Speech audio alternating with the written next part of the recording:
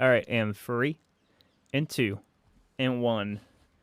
And welcome everybody to a brand new episode of the FrameCast. We're here with your regular toast, whatever name you guys did like a couple years ago at about 10 o'clock. My name is Michelle. We have Drew right here. How's it going, dude? Yo. Hell yeah. Taking I a love drink. how you just ask that question as soon as I start to take a drink.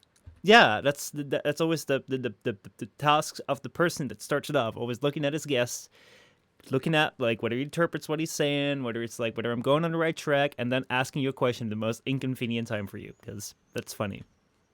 Yep. Hell yeah. So how have you Yep. been? Everything all right? Is it not too warm? Do you not have like a really nice fan right there? I do have a really nice fan. My really nice fan is really nicely keeping me nice and cool. It's really nice.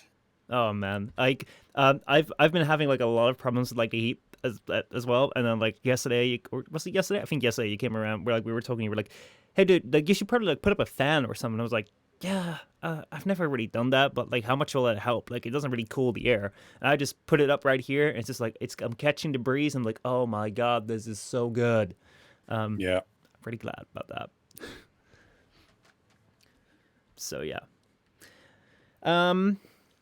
Again, a FrameCast on Wednesday. We're just doing them a day later. I don't know where this will become the standard. I think that Tuesday will stay the standard, but we've just had two Wednesdays in a row.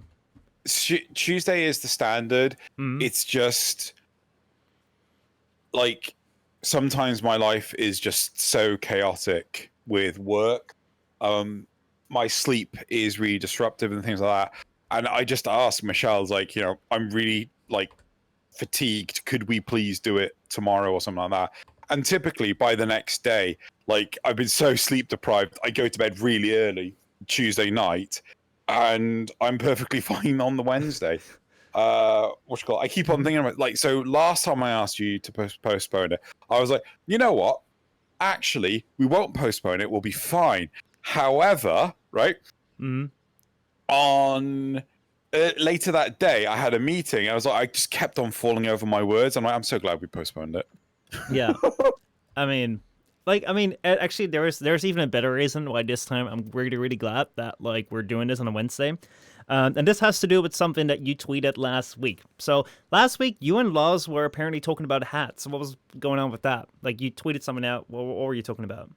Like, so there's this hat I have, this Canada hat I bought last time I was in Canada. And then there's my Warframe one, which is currently hung up and needs a wash. But like no content creators I know of, apart from Corridor Digital, right, do baseball caps. Like none of them.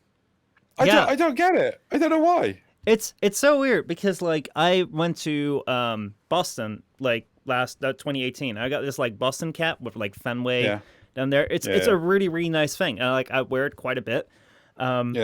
Like I really enjoy it. But the problem that I have is like I enjoy Boston. I enjoy wearing like this cap. It looks nice, but like I'm not really like I'm not from Boston. It's not that sometimes I feel weird walking around with this because it's like it's a Boston Red Sox cap. So it's like if I walk around the street and people are like, "Oh yeah, you're a fan of the Red Sox too," I'm like, "No, not really. I just like the hat." So today something came in the mail and I thought you might appreciate it. Oh my god! So yeah, this is a test sample. I basically got my logo like stitched on a hat, and I really like it. It came in today. Where can I buy these things? Shameless plug. I haven't prepped that at all yet. I just literally got that today. I was like, I wanted to know whether I could like get it stitched because like most of the time when you get merchandise for like your channel, it's always like print on demand. And I really hate like print is nice at the start, but it kind of sucks over time because the more you wash it, the more it will just like it will come loose. So I wanted to get something which was stitched, especially because like you're not gonna wash a cap, but you're gonna wear it outside. You're gonna like wear it like you want it to be stitched. You want it to be good quality. Yeah. I got this one and like. Honestly, like it's not a bad job. Like I really like it. That's really good. And it's like, what's the back? Is it a snap cap? No, so it's just a cap. Yeah, it's just a normal cap. I think I can also like get them with like the the adjustable ones. Yeah. But like this was like the first sample. I just wanted to see whether like if I sent this in, whether this would turn out to be like in somewhat decent quality. And I'm like, I'm pretty happy with this. It looks really good. It feels good. It's like it's good material. Like that was something I was afraid of. Like I just want to see. But like, bada bing, bada boom. I'm really happy. I want to. We shall talk afterwards because like I'd love to have like my own baseball caps and shit like this, but like, damn, Sean, damn. I'm so happy with it. I'm so happy. Like, I was like, that's why I tweeted. Like, I think I respond to you. So I'm like, I might have something to show you next week. I didn't want to give it away because I was like, I don't know how this turns out. If this turns out crap, then I'm not gonna like tell you like, oh, I got this. You weren't gonna bring it up at all, which is understandable. But like, in all honesty, I knew it was obviously gonna be hat related. But yeah, wow, that's really really nice. Yeah. So like, this is not. I don't know. Maybe I'm gushing too much, but I do love a good hat. Well, the thing is, like, I don't want to like be like this is not a silent like merch store like plug. It's not like I'm trying to do a sneaky here. But the thing is that like I've been thinking about merch because I think that like when it comes to like getting like earning money from your content, merch is one of the best ways possible. Like even regardless of your size, merch is the best way. But I've done some like print on demand shirts, but I really didn't like that. Like the store is still up, but like the thing is like it's such a cheap, easy way, and like I'm not really happy with the quality. So like I want to be like, if I want to make something, I want to have something where I'm like proud of, like I either like make that by hand or like I know that the quality is good. So like I just wanted to like go over things and we're like, yeah, would I be happy selling something like this? I'm not quite like I'm gonna try it out for a while and then we'll see how things are gonna go. I mean, I think one of the important things when it comes to content creation and like making revenue and so on and so forth, the most important thing is to diversify where your revenue streams are coming from. So like doing things like sponsored deals, merchandise, Patreon, Subscribestar, eBay your socks. Yeah, I think what was it like Bella Delphine? Like at one point, the bathwater thing. Oh boy. Yeah, like, what the hell was that about? Get yourself some Gamer Gold bathwater. People bought it like crazy. No, like the thing that I have with merch is that like I think it's one of the much better ways in my mind if I'm able to like allow for support, because like we were talking about this yesterday on Twitch. Yesterday on Twitch, like I think Silverfox came around, like gifted a sub to someone in the chat, and then like there's this thing where like Silverfox is almost like one gift sub away from being traveled to be the top gift subber on the channel, which like if you're not familiar with Twitch, basically like you can gift someone a subscription to your channel, which like normally like $5 a month. So like you just give someone that and then like, hey, you get money. And a lot of streamers like pull this through for like hype trains and stuff like that. We're like, oh yeah, guys, let's get more excited. I get more money. And I really hate that mentality because like the thing is I just want to like hang out with my friends. That's the way I see streaming.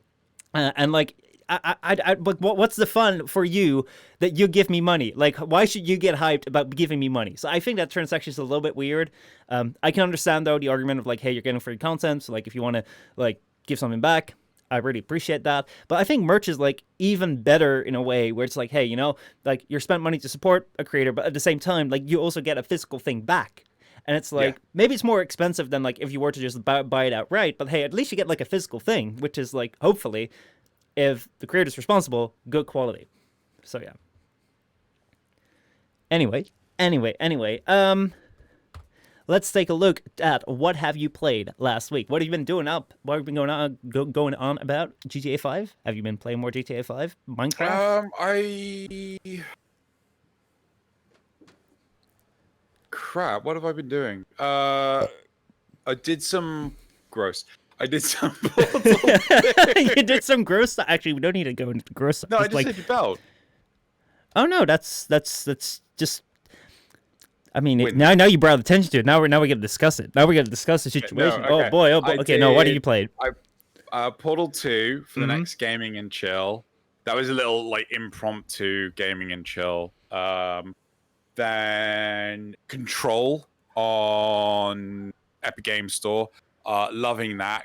Really glad that I bought it for like 14 quid. Can't think of much else. Like I've not had a whole lot of time last week, so yeah, I think it's just those two right now. Not bad, not bad. I've been getting back into Warframe with like the latest update, which we're going to be talking about. Oh yeah, soon. that too. Warframe. Yeah. I mean. Okay, take a look at everyone that's going to become a Warframe partner or a Warframe creator. Like, we don't see it as a game anymore. It's a chore, or it's like waking up, you do the dishes, you brush your teeth, you play Warframe for 2 hours, and it's just all on the daily rhythm. You don't even think about it anymore. Yeah. Anyway, no, I did that, and apart from that, like, I haven't really played all that Star much. Wars? Lego oh yeah, Star Wars? I mean, actually, Lego. Like, I recorded Lego Star Wars like a long time ago, like 2 weeks ago. Okay. But did you see the video? I'm partway through it. Okay, so like I had this really cool idea for the intro, and then like that took quite some time to like make, but I thought it turned out really well. I wonder why. Yeah. But yeah, it's like, if you haven't seen it, it's kind of like, yeah, I've I did what I could in the quarantine to go outside. So it's a lot of green screen stuff. Anyway, so that's kind of what I played, Warframe a bit. I've also got a new game for my PlayStation Vita, which is more going to be like a holiday game. I got a God Eater 2, which came with like the God Eater 1. It's really cool. Like, if you buy PlayStation Vita God Eater 2, you get a free download code for like the God Eater 1 game. I was like, wow, that's a good deal. That's a really good deal. So I'm going to be playing that whenever I go on vacation next month. And Are you able to go on vacation next month? I don't know. Like, we're probably not going to be able to go to Canada because Canada is locked down. So I'm probably just going to be like here. But I'm just going to say, like, hey, this is vacation right now. I'm just going to go play games. Staycation. Yeah. Yeah. How about your, like, you already booked a flight to TennoCon, didn't you? We couldn't get the money back. You couldn't? No. So we tried, but basically, I think the problem is that if everyone gets a refund, then the businesses will go under, because it will just completely destabilize the economy.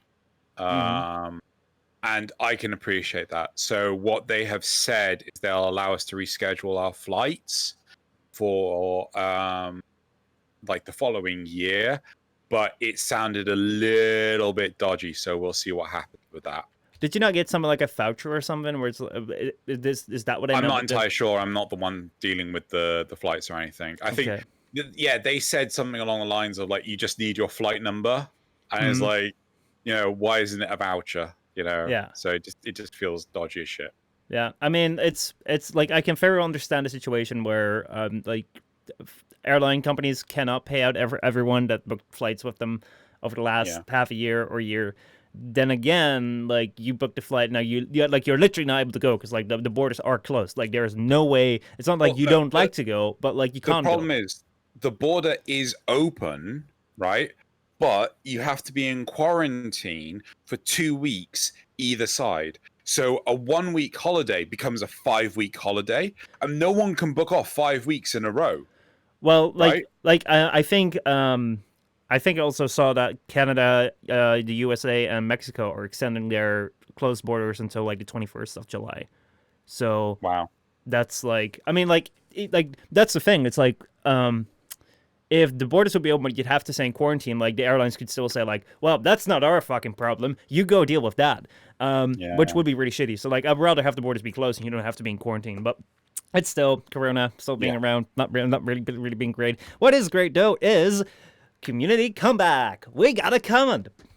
We got one. Cool. We got a couple of comments. We got one really good comment in the last YouTube video. Keep it up, guys. This is amazing. So, try to shorten this one down a little bit. Also, I was just like, wow, we just got really happy about one single comment. Oh, gosh, you can make it twice as happy if you post more comments, whatever. Let's see here. This was by a female here. A female had one kind of like comment on like what we talked about, and one question at the end for you, which is a really important question where we need to know your opinion about, but that will be at the end of the thing. So also probably I should very quickly go run for the topics if people are tuning in right now and are like, oh shit, what will be the topic for today? Let's do that first, and then we'll get into the comment. So the topics for today are Sony unveils the PlayStation 5. Will you go for the router or will you go for the mini fridge? That will be the next console wars. We have Persona 4 Golden comes over to Steam on PC, and exclusivity people are kind of upset. And then we also have Warframe's DeadLock Protocol, a return to form for Warframe. And we might go into the Pokemon Snap thing, which is like, that just happened. I have no idea what it is, but we'll maybe if we have time. So the comment by Female. This was about the progressions of stories and or their universes. This comment kind of applied to a previous FrameCast a little bit more, but I think we also talked about stories or something in the last FrameCast. So stories are varied in the way that they are told depending on the source. However, certain games, especially MMOs, have been degrading their stories as they have progressed. A lot of known video games these days tend to have a story that is highly dependent and progressive due to the universe that it's in. As a few examples, Warframe has like the story of the Tenno. However, it also has the story of the Lotus and the story that occurred in the past, like the story of the Rokin and the story of like which is told through Ballas, which lends to both the stories of the Tenno and the Lotus. The Dufree paradox, which is like coming up, seems to be an entirely different story, whereas a new war is set to conclude a story. Alternatively, I would say that the story of Warframe is more about the universe that the stories occur in than it is about like the stories themselves. Like the stories serve to build out the universe rather than that the universe exists to like serve the stories. Another example is World of Warcraft, a game that they haven't played themselves. However, I know that it began as Warcraft, with the most popular being Reign of Chaos and the DLC of the Frozen Throne. I'm aware that it has different stories around different characters, the most notable ones probably being the story of Arthas and the Lich King. These examples, however, follow a certain single perspective to be told. I don't know about you, but I definitely enjoy various stories with various characters that happen in the same universe, provided the universe itself is interesting.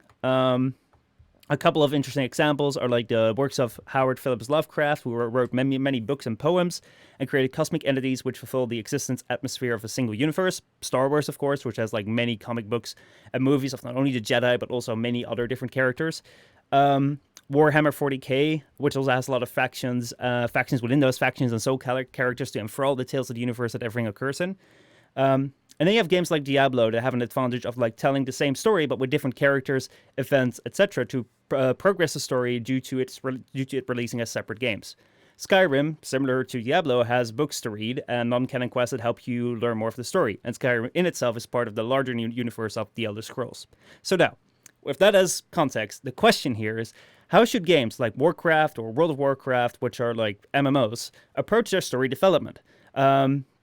Which asks for various stories in one single universe. Should they just like end the game at a certain point and bring out a new version when they change perspectives throughout the game? Because firstly, something that Warframe struggles a bit, but reason it has been correcting is like the inconsistency in storytelling, and most of all, like when it comes to stories, like understanding of it is important.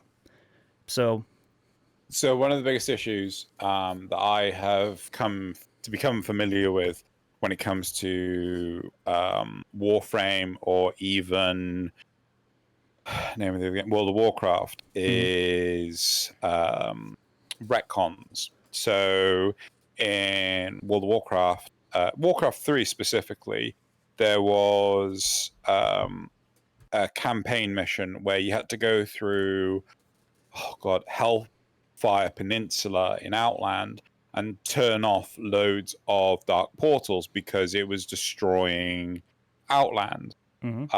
However, when you got to I think it was like 6 years later, maybe 7 years later, when Blizzard released Burning Crusade expansion for World of Warcraft, its first expansion, you discovered that these portals were not in Hellfire Peninsula, but they were instead in Zangarmarsh, Nagrand, Blades Edge Mountain. I think those were the only ones.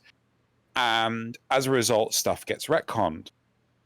Things like the Draenei were a race indigenous to Outland, or Draenor, which is what it originally called.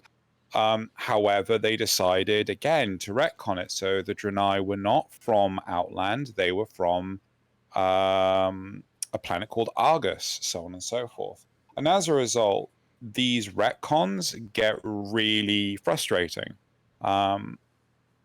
And I think one of the biggest issues when it comes to writing is when it comes to plot is the writers themselves. Writers who do not have respect for the original material. So this was the reason why I gave up on comics. There was an event in the Marvel comics called Civil War. Mm-hmm. The plot of this event was there was a travesty in part of like an American suburb where basically the entire suburb was destroyed because some heroes were not qualified to fight the villains that were there, the supervillains that were there. And one of them went nuclear and just killed entire families, right? Mm-hmm. So they brought about the Superhero Registration Act, blah, blah, blah, blah, blah. The Registration Act required heroes to unmask themselves, get registered, then they become a government employee, like sort of like an FBI agent or whatever. Yeah. Then they would be put in specific parts of the country, assigned to a specially constructed team and trained properly on how to use their powers, right? As opposed to just winging it like all the heroes originally did, right? The problem is that exposing who your identity was, so on and so forth, it put a lot of people at risk, right? At the end of Civil War, there was an event where Spider-Man actually reveals himself during Civil War, right?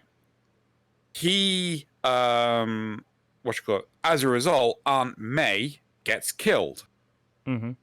So he is trying to resurrect Aunt May. He's trying to save her life. He goes to the Fantastic Four.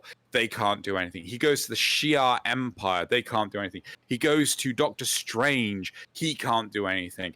He goes to like all these different like super scientific bigwig people. None of them can do anything for him except for the literal devil, right? So Mephisto, the guy that creates, the Ghost Rider and everything, I think Mephisto creates the Ghost Rider. Anyway, it doesn't matter. But he offers to resurrect or rewrite history, right? So the events of Civil War for Peter Parker didn't play out the same way. Even though Civil War still plays out the same, Peter Parker did not play out the same way. So no one knows he's Spider-Man.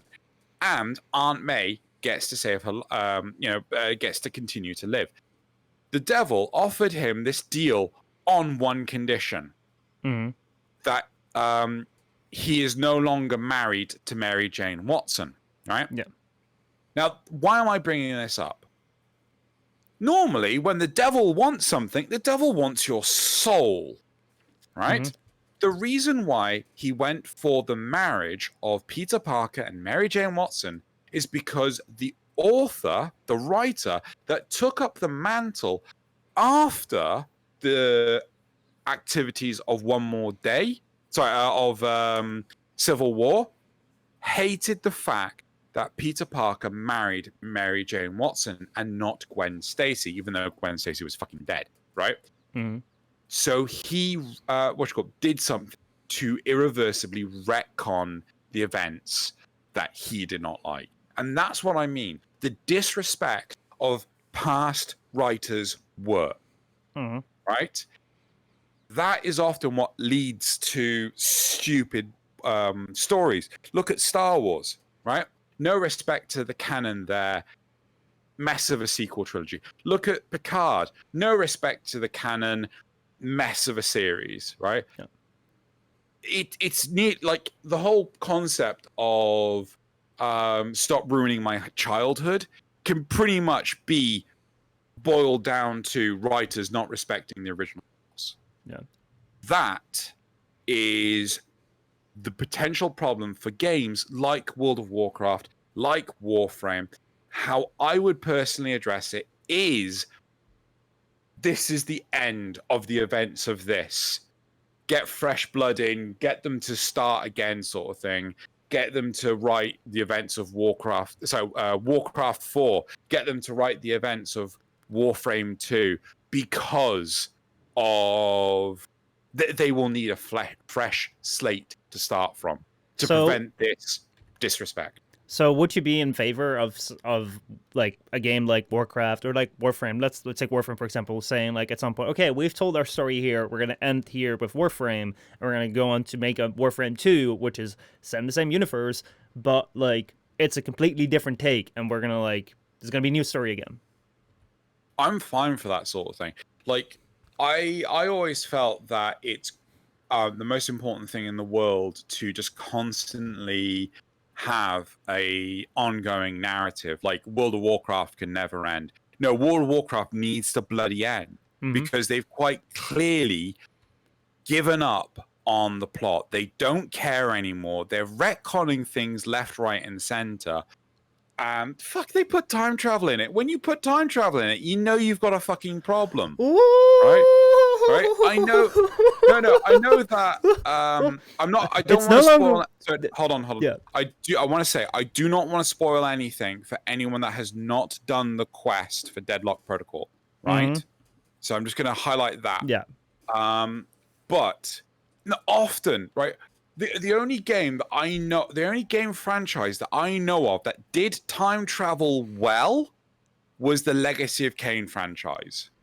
Only franchise I know that did time travel well. I mean, time travel is such a you don't want to touch it in your stories. Coming back to like what is the problem with, or what are the issues that these sort of like long running games are facing? I think that definitely, yes, like if there are writers, like if there's new stuff that doesn't really go in line with what has been set out in the beginning, and they're going to retcon it and they're going to write over it, that's going to cause massive problems. The same with like the Star Wars movies, where it is that like, well, it's just fantasy. You can come up with whatever you want. It's just fake. It didn't happen. It's like, yeah, you're kind of like super disrespecting your own stuff. However, I think that that's like not necessarily like the main problem where it comes from, because I don't think that most teams have malicious writers, and even if they have, like it's still got to like go through checks and balances. Like people got to look at it, and I think that like they'll probably try and catch these things from happening if like the majority of the company or like the creative director doesn't want that. I think there's like 2 or 3 major issues when you're coming up with like, how do I tell a story? How do I keep this thing engaging when I'm running this for an indeterminate period of time? So first of all, when you start out, you have a clear idea of what you want to do, but you don't know how long you're going to run for. And I think that right now you're seeing this also in like Rick and Morty as a TV series. So Rick and Morty started out as 1 single season, and it's gotten up to like 3 seasons, and then they got signed for 70 more episodes. So season 4 has been like 1 with 10 episodes, so they have 60 more to go. 60 more episodes, at least 6 more seasons. There's going to be at least 10 seasons of Rick and Morty. But the creators don't know that when they start up with episode 1. So they're going to like write up a story which will either work in like 1 season and keep people like a little bit like hungry for more but kind of fine with it, or they're going to write it for like a couple of seasons if they're like, okay, maybe this does really well and we're going to like go on for like 3 or 4 seasons or something. But they also got to keep in mind, like, maybe this might go on for longer than that, and then you got to, like, come up with a story for that. And, like, you got to keep track of all these things, and then you got to think of, like, what's most likely. And most likely is that, you're going to be there for the shortest amount of time, and the longer you get there, you'll see when you get there. Because, like, you can't take for granted, you can't set out to tell, like, a 10-year-long story if you don't even make it past the first year. There's many series that make that mistake. So, that is something which is very important, that, like, when you start out, you have a very clear idea of what you want, but the furthermore you get away from, like, the initial story, it becomes harder and harder to come up with something, because, like, you're going to have to stretch things out really thin, or you have to come up with things which weren't already in the original idea, which makes things a lot harder to, like, tell a story, and things might feel, like, forced in, or things might have to, like, be retconned for, like, things to work, because they're like, oh, shit, this doesn't work anymore. So I think that's one major important thing when it comes to telling a prolonged story, not like a story with an end, but the story with an indeterminate end, is that you don't know at the start, where you like lay out your universe, how long this thing is going to go for. I can get where you're coming from, but at the same time, you can still work at something and still respect it, kind of thing. Like, I think it's also important to appreciate that not everything that someone's going to produce is an amazing piece of art, right? Like, I really like Rick and Morty, don't get me wrong. The first episode is trash, right? It's like, it doesn't really pick up until towards the end of the first season. It's good, right? But it doesn't really pick up until towards the end of the first season. And then likewise, second season have their duff episode, third season has their duff episodes, fourth season has its duff episodes. Like, there's some of those just and don't get me wrong, like, I still love the series, but I think it's important to respect, like, some people get really super amped about the Pickle Rick episode. I don't get it. Yeah, well, like, there is a thing where like Rick and Morty is playing with two different things. Like, they're trying to be a seasonal show while also being episodic. So, like, what you have is some episodes are just like they start up from one standard condition, and they end up with that as well. Like, it's just like a reset. It doesn't matter where it happened. Some episodes are like serialized. Like, hey, if you missed the last episode, you're not gonna know what's going on. And if you're gonna like do serialized, then like, oh shit, like you're really gonna have to think of every episode. And if you're gonna like do that for 100 episodes, like, that's a lot of thinking. But if you do an episodic like series, like, you can do whatever you want in every episode, but like, it's gonna get boring. So I think that, I mean, Star Trek, a lot of Star Trek Next Generation, Voyager, DS9, a lot of these series, even though they were episodic in nature, they still had this consistent oh crap, what's it called? Even though they were episodic, they had this consistent meta plot, right? This overarching meta plot, which was great. It was amazing, right? Yeah. But you get more and more stuff now that is like, they just, throw caution to the wind. They don't care about how good it's written or anything like that. And you just get dross. Like, they live on the intellectual property alone. Yeah, but like it starts to become really tough when you're like, when you set out a story, like, you set out a certain universe and you know certain things that are going to happen. So like, a really good story like will only tell you the things that you need to know for the story. Like, a really good story will not have fluff in it where it's like if there's a gun in the first scene, it better be fired by the end, because otherwise, why is it there? So like, most of the time, like, you're gonna build out a world and you have things, and like those can be turned back to like 10 minutes from now, or like all the way like at the end. However, at a certain point, you're gonna run out of things, and that's when like the story starts to like ease out. I think like a second point, which is rather important, which I've been encountering more when it comes to like playing MMOs as opposed to story games. Bringing this back to like the MMO and game question, is especially when I was editing like the episode, the playthrough of the Warframe quest that we just did, without spoiling too much about it. The thing that I find is when you're playing a story game, like, the story is like the prime and center of it. So like, everything that you're being told or that's being shown is being shown with the purpose of telling the story, so it's not being stretched too long. However, what you have with a game like Warframe, or a game with like Warcraft or Destiny or Anthem, it's like these games have a story that's subservient to the gameplay. So like, the story guides you towards doing pieces of gameplay. So what you're going to get, instead of like having a character say, okay, we're going to go to here now, they're going to like add like a couple of lines extra in there. So like, you're going to pad out the runtime of like the story, like the conversation a little bit, so it feels a little bit special. And then you got to like do 5 minutes of like gameplay. Whereas a story game will just be like, we're going to cut straight to the point. We're going to like do only the important story beats because we don't care about story. And I think that like, that's one of the main things. It's like, the story is not the main key in these MMO types games. So it's always going to be subservient to other things within it. It can still be good, but like, it's not going to be the main focus. Yes. Sweet. All right. Cool. Well, let's move on to the topics then. If there's going to be more comments than that, we're probably not going to like discuss them in this much depth, but hey, you know. You know what we should do? We should time ourselves. I think we talked about 20 minutes about that. I hope it seemed that you were satisfied with that answer. There's going to be another question, but that probably won't take that long. So, Sony unveils the PlayStation 5. Oh boy, oh boy, oh boy. Sony has shown off what the console will look like, its internal specs, and several upcoming games for the new system. Let me see if I can actually be as prepared and like find a picture of the thing. Even though I believe most of you guys will probably have seen it. The router. Yeah, the Wi-Fi router. It's tall, narrow, white with a black middle, very similar to the router. I don't know if I can like show this at the same time.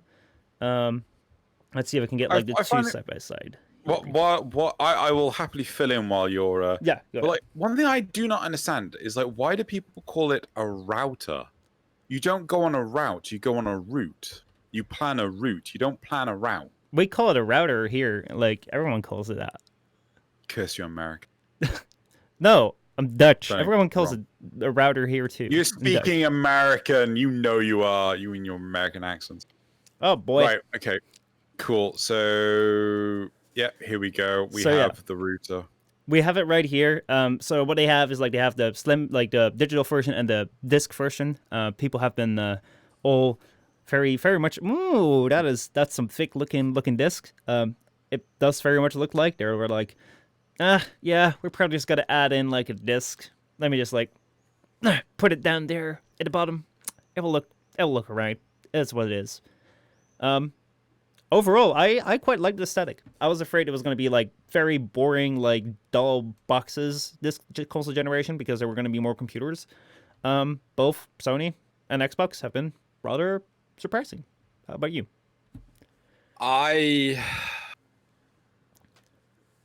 like my things that stack, right? I like to put things in stackable form and shit like. You probably can't actually hold on. Let me control my webcam. Right. Fuck it. Oh wait, wrong way. So you can see, right here I have my Nendroids on display. They are on shelves, right? They are stackable shelves, right? They just fit. And then if I control my webcam a little bit further, you can see the boxes for them. They stack together, right? The problem I have with the PlayStation 4, 5 even, sorry, my bad. The problem I have with the PlayStation 5 is that it is something you cannot put anything else near. It is something that is like, it's not got any form factor to it. It's there, and it's just like, cool, so that's going to be taking up space. Like, I can't shove it on top of my PC. I can't put it between some boxes. Like, it's going to take up room, and I can't stack up anything on top of it. I actually have a picture here where it's like on its side. Like, that was something I was really worried about too. That like you could only like put it up like horizontally. That you could just like, oh, this thing is standing right up. Like, I have all my consoles like, I think it's been like since like the PlayStation 2 that you could like stack like put your console up like horizontally, just like the Wii. The Wii was intended to be put up horizontally, but you could always put them down. And I like putting them down because they stacking them. I can stack them. Like I don't have shelves there. I'm like, oh yeah, I'm gonna like put them all up as books or something. No. So I was kind of worried about that. In this picture, like you can't really see it that well, but like I think they must have thought of it in a little way. But yeah, I can definitely see where you're going. Like the design looks good, I mean, like, but unless you have the space for it, it's like what do you like? You can't really place it anywhere and place anything around it. The sideways view you had of it, right? Like you can see that it's curved, right? So you can't put anything on top of it. You can't put anything near it. Like the number of times I would get the box for the game, I would put the box for the game on top of the console while I was playing it. Yeah. Right? That it was just standard path for me, right? But with this I can't do that. It will just slide off. Yeah. Right? And it will. Yeah. Anyway. Let's see. Silverfox is kind of a bit upset that he can't see the Gundams, or he's not seeing them. I was literally replying to that. So I do have a master grade Gundam Exia, but I haven't built the weapons for it. I would kind of like to paint it and things, but like my time's just so finite. Plus, the Geivers are more important, so they're out. Nice. Although Michelle is obscuring them with his webcam. Oh no! Oh no! I can't do much about that. You can see them really small right now. If you're watching on the feed, you can like see them there. Yeah. Woofter says, I don't want anything stacking on my PC or monitor or consoles. I mean, impressive. You could stack it on your monitor. You could you could stack your monitor on top of your console, like you did with PCs in the good old days. Like you could say that, for example, like the Xbox One S, like it has like the Xbox has like a fan on top, so you can't really put another console on top of that because otherwise you're blocking off the fan. However, like I'm still like keeping my controls on top of that. Like I'm just leaving my controls on top of the Xbox because I don't have that much space. Like this looks really well designed, but I don't have the space. If I have the space, it looks great. If I don't have the space, which like most people want, doesn't look great. But let's get into the go ahead. One of the really important things to realize in America, like Americans have crap tons of space, right? Like I was talking to Tobiah, and he pays as much as I do for a shit, did he say 4-bedroom house? And I have a 1-bedroom flat, right? He pays the same as me. Like he's got so much more space than me. And like, argh! Dude, anyway, I was originally speaking with someone from America, and they said something I just couldn't understand it. I was wondering whether you could see what they said. Can you make sense of it? All right, so he said like I was missing something, and he's like, well, that's probably a garage. Yeah, the garage. Like what's a garage? Like where the hell is that? Car. You keep the car. But like you keep the car on the street. Like where would you put it? Oh, right. Where would you put your car? Right. Sorry. I get what you mean. Yeah, like most of us, like, you know, we don't have space to park our cars. Like, you didn't see my last place. My last place, I lived on a high street. Like, there was literally nowhere for the car. Like, if a friend wanted to come visit, they'd have to park somewhere else on another street and come, walk to mine. Right now, I live above a car park, right? So my apartment complex has a car park, but my flat doesn't have a space. That is so weird. But like those are American things where like you have more space. That being said, Sony is a Japanese company, and Japan also has not a lot of space, more similar to Europe. So you probably think that they keep that in mind. Yeah, why is it in a box? Come on, Sony, box it up. Get back to your PlayStation 2 roots. Box it. Actually, wait, hell, the PlayStation 4 was a box? Yeah, it was a bit of a slided box, but let's get into the specs. So, the PlayStation 5 features an 8-core AMD Zen 2 CPU paired with a custom Radeon GPU, giving it ray tracing and 4K rendering abilities. So that's not too bad. It will run at 16 gigabytes of GDDR6 memory, so it can play Anthem. Sorry. How much RAM? 16 gigabytes, so it can play Anthem. Of? GDDR6 memory. Graphics RAM. Okay, cool. Yeah, it's the double D, not the triple B. DDR. Yeah. No. So you got DDR, and then you've got wait, no. Normally, is video memory? I don't know what GDR is necessary. Yeah, keep going. This is interesting though, because the PS5 will also have an Ultra HD Blu-ray drive that will be able to play UHD Blu-ray movies in 4K, which is actually already found in the Xbox One S and Xbox One X, but on the PlayStation 4 Pro. But I don't think that Sony really cares too much about the disc drives, because they're kind of like, oh yeah, we have the digital version, it will probably go to digital anyway. But then this is something which I'm really surprised by, okay? The PlayStation 5 will feature like an SSD that people have been talking about, which is going to be really good, but it's only 825 gigs.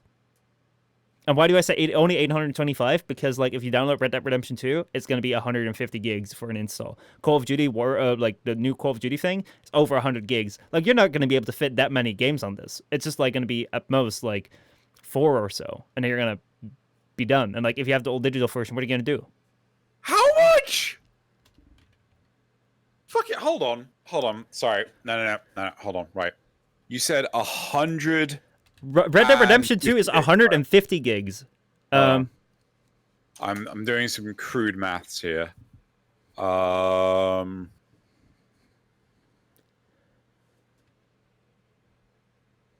And like it's an 825 gigabyte SSD. I don't think it will have a boot SSD, so you're already going to have like some gigs for the operating system. And if you want to have any movies on it or something, or like put whatever on it, like you're gonna have some over taken up. So you're not gonna have That's 21 hours for me to download. Wow. What the fuck? Yeah, dude, it's crazy. Like, I mean, Anthem and Destiny both are already 80 gig games. Like, I've just gotten rid of them and installed them again. But like, if it's like I can understand the move to like an old digital space, because like what you have with like, if you have like Red Dead Redemption 2 or you have many games, like you gotta put them in, they're gonna download all the data. So basically, it's just like a physical license key for many games. But then, like, if you're going to be like, oh, let's make an old digital version, then you make a version where you can only install, like, 4 games at most at a time on, where it's like, okay, yeah, I mean, cool, there's an SSD, cool that it loads, like, somewhat fast, but, like, I mean, it's a little shallow. I was quite surprised that it didn't reach a terabyte. I think it's really important. Actually, I'm pretty sure it will be. I don't have PlayStation 4. I don't have an Xbox One. Mm-hmm. I assume with the games, you actually install them from the disc onto the hard drive. No, like, the way that it works, as far as I can tell, is like the disc will hold a certain amount of data, and if there's more data than that, then like you're gonna have to like install more data. But the thing is, it'll be a download for that point. Yeah, so it'll still be installed from the disc. Yeah, well, like, as far as I also have Red Dead Redemption 2, and it comes with a data disk. So, like, the way that I think that it works is, like, if you have a PlayStation without connection to the internet or anything at all, you can buy the digital disc, and as long as, like, an offline game, so, like, Sea of Thieves won't work, like, offline because it's an online game. But, like, you can put in the data disk, you can put in, like, disc 1, and it will install, like, the data disk will install all the data you need, and then the number 1 disc will also install some data, and that will allow you to play the base game. But if you want to like get the new patches, the new updates, you're gonna have to like connect online. That will install it on the drive itself. But I think there's still gonna be data on the disk, because like that's like the nice thing about the disk. But most games now will have patches that will be installed on like the hard drive itself. Sorry, the point I was trying to make was you wouldn't be playing it from the disk. You'll be playing it from installed on the disk, on the hard drive rather. Mm-hmm. Yeah, like I'm pretty sure with PlayStation 3, one of the options was you could install the game on the hard drive. Like I remember a friend of mine, was it Metal Gear Solid 4 would take forever to actually load. Mm-hmm. So the solution was to install it on the hard drive. But the 360, you could you do that with the 360? I don't know. I've never had a 360. Blue Demon here says though that I have a PS4, and yes, you installed it. You install, and the disc is an authentication key and the basic version. Right.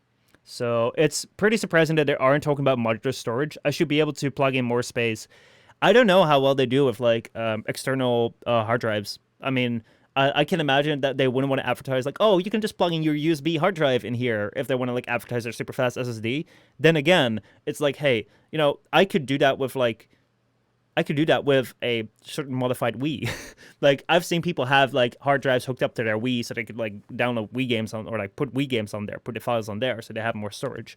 But like seriously, with 825 gigs on there, like you're literally going to be doing what I'm doing with my laptop right now, is like you're going to be uninstalling and reinstalling games, and it's going to be a pain in the butt if you have like a slow internet connection.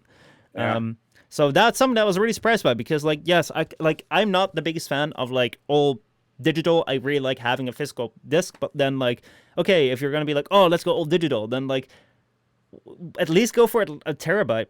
But I don't know. Another surprise is the games that are coming out. Oh my god, guys, are you ready? Are you ready for the new games that are coming out? The very first game that was shown off on the PlayStation 5 launch was, of course, GTA 5. How excited are you to play the brand new GTA 5 game on the PlayStation 5? Was it the first game that was shown off? Yes, the first game they showed off, GTA 5. Came out on the PlayStation 3, PlayStation 4, and now also PlayStation 5. To be honest, I don't mind. I mean, I kind of wish Rockstar would do something about the multiplayer on the PC and everything. Stop booting us off public. Mm-hmm. Aside from that, like it's not too bad. I mean, I don't know if it looked any different. I kind of hope it would. I'd hope the textures would have a lot more fidelity to them. Yeah, I couldn't, like, I mean, it's a trailer, so like there wasn't really much to see. It was just like, oh, Rockstar, GTA 5. It's like, oh my god, this game. Another list, like they have an entire list of games. A couple of things which really piqued my attention was Horizon Zero Dawn Forbidden West, which is like a sequel to Horizon Zero Dawn, which I've heard is a really good game. I can't wait to get my hands on that. Marvel Spider-Man Miles Morales.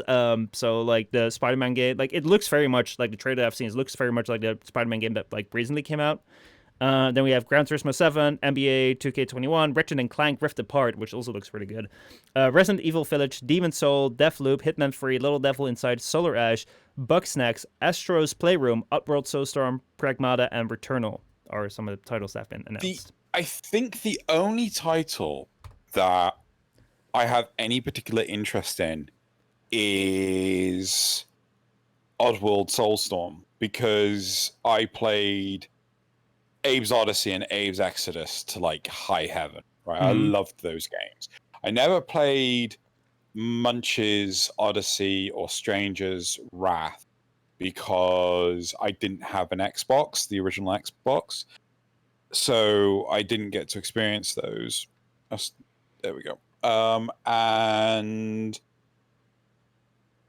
But like I've not played any of those other titles. Like actually no, tell a lie. I did play the Spider-Man game at EGX for like 20 minutes. Yeah, cool. It was fun to fly around as Spider-Man, so on and so forth. But it was 20 minutes. I barely got enough play it. Like I've got more exposure to those games watching people like Jacksepticeye play them. Yeah, I've only seen Defton play it on Twitch, like the Spider-Man game, but it looked pretty good. Like it kind of like if I get my hands around, that would be amazing. Horizon Zero Dawn, I actually have recorded like a playthrough episodes or two of it, but I recorded that last year summer because I borrowed a game from a friend, and then right after, like I think it was Trover Saves the Universe, I also was like, oh yeah, I should do like Horizon Zero Dawn, so I borrowed a game from him, and then did 2 episodes, but they were done really badly because it was even warmer than it is right now, so I was just like dying from the heat. So like I'm probably gonna have to like redo them at some point, and like now like I gave it back like a couple of months ago, and I'm like, oh shit, like I should kind of borrow it again, but like I've borrowed it for like half a year and like then didn't play it. I'm like, yeah, it's gonna be a bit weird if I'm gonna have to ask him like, hey, can I borrow it again? He's like, yo, you just borrowed it for like half a year, then you played it. It's like, no, I did different things. But yeah, I do want to play that because it looked really good. Like the 2 hours that I played on it, it wasn't a really amazing looking game, pretty amazing playing game. So yeah, like I got good hopes for it. And Horizon Zero Dawn is a Dutch game, so hey, I gotta support it if I want to be somewhat proud of my country. You cray. Let's see. So Blue Demon says Horizon Zero Dawn is a great Assassin's Creed game with a great setting but a shit story. Let's see. Akira says I've Whoa. Assassin's Creed has story? Woo! I mean, I have high hopes for the next Assassin's Creed game, though. Akira says, me too. It looks great. Like the trailers, not the gameplay, because there's no gameplay yet. Afima says, do you have knowledge from which story progression is the Ratchet and Clank Drift Apart proceeding? I don't know. Is game. Yeah. So did you know that PlayStation 5 games will cost €70? Wait, they're going to increase the price by $10? That's crazy. How do you feel? How do you actually feel about like default game prices? Like does it make sense that they're like rising? Because like they used to be like $60 or so for the longest time, and I think before that it was like $50. Like game prices like generally like tend to like go up a little, but like recently though, a lot of games have been pushing forward this like DLC and update and microtransactions thing, which should in theory take down the initial upfront cost of the games, because like they're monetizing it over longer periods of time, not necessarily only with the upfront cost. So like, does it make sense to you that like prices go up for like the base prices go up for games from $60 to $70?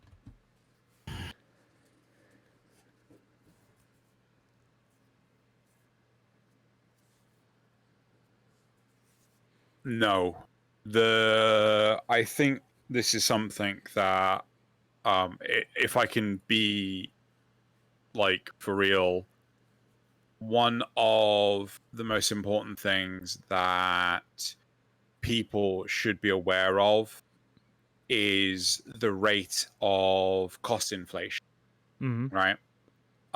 So when my parents bought their house, we're talking like 35, 40 years ago, right? Mm-hmm. They bought their house for £23,000, right? I cannot find a place less than for 150,000, right? Yeah. It's impossible. If I wanted to buy my parents' place, it would cost me 450,000 easily. You know, there's no way on earth anyone can pay that sort of loan back.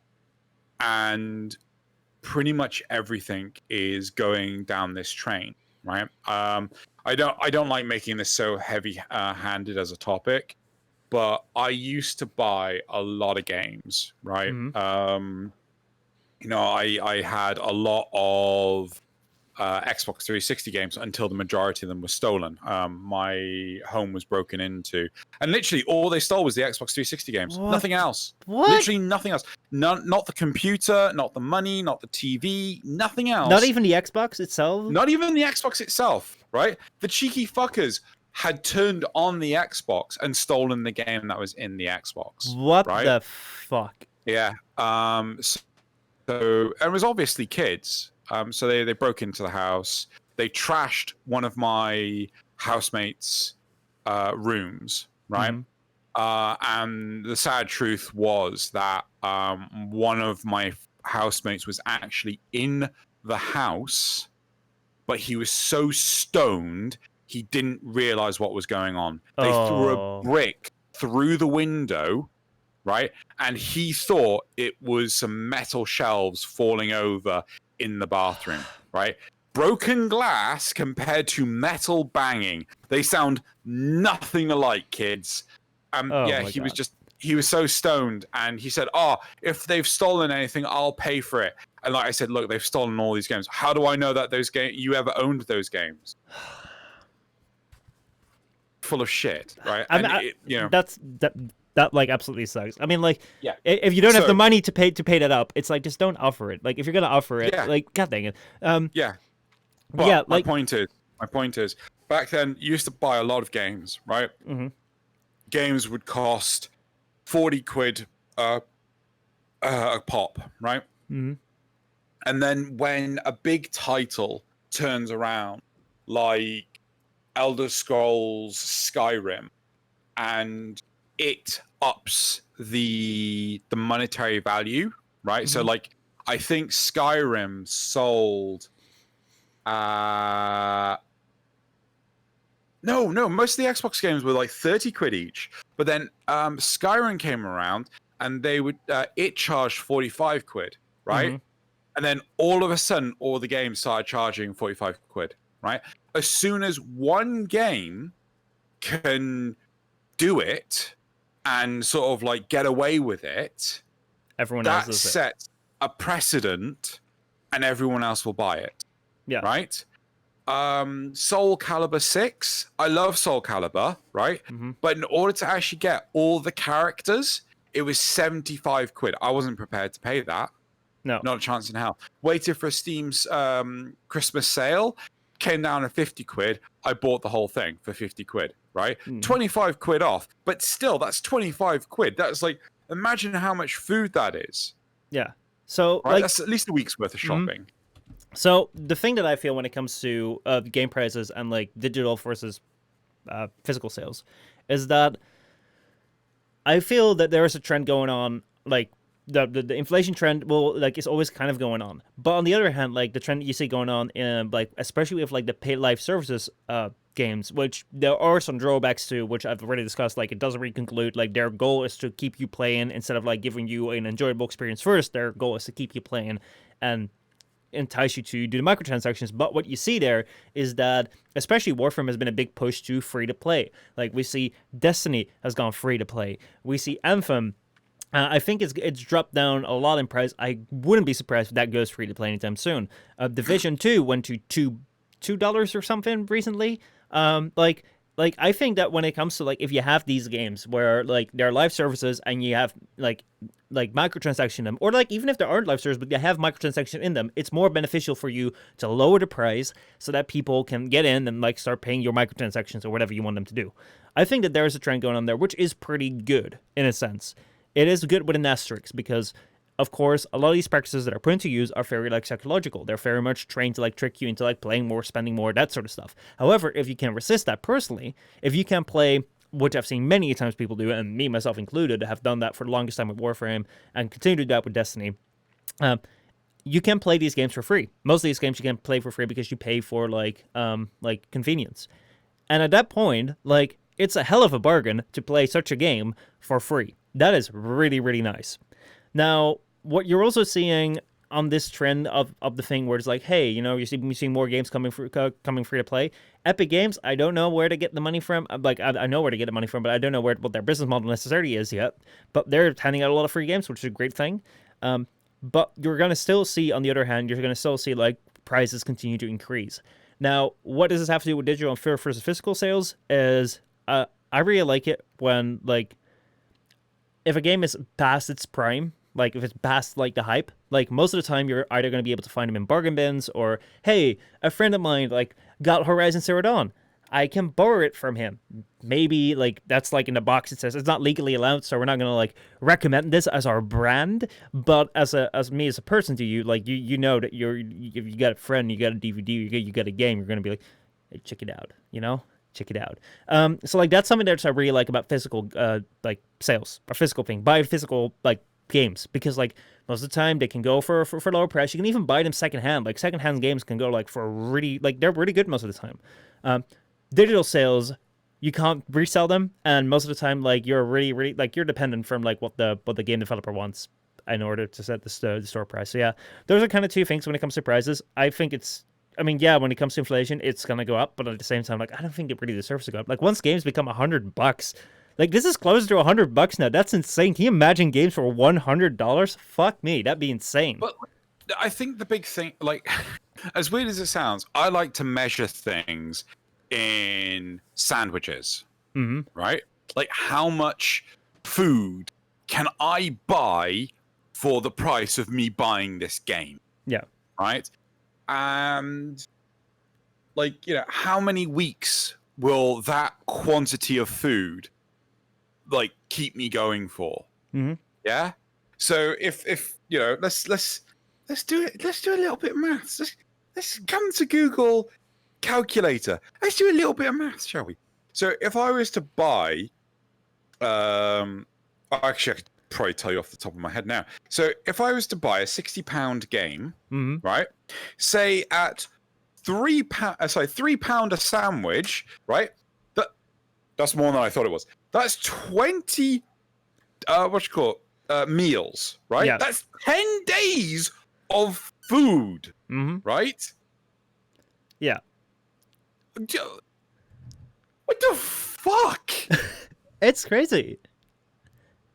It like I mean like the thing is that like it's a lot of money for a game, and I do think that you have to like put yourself back a little bit when it comes to like if you really like gaming, you're a gaming enthusiast, if you want to call yourself that, then what you have is like a lot of people will then pride themselves in owning a lot of games, and they want a lot of games.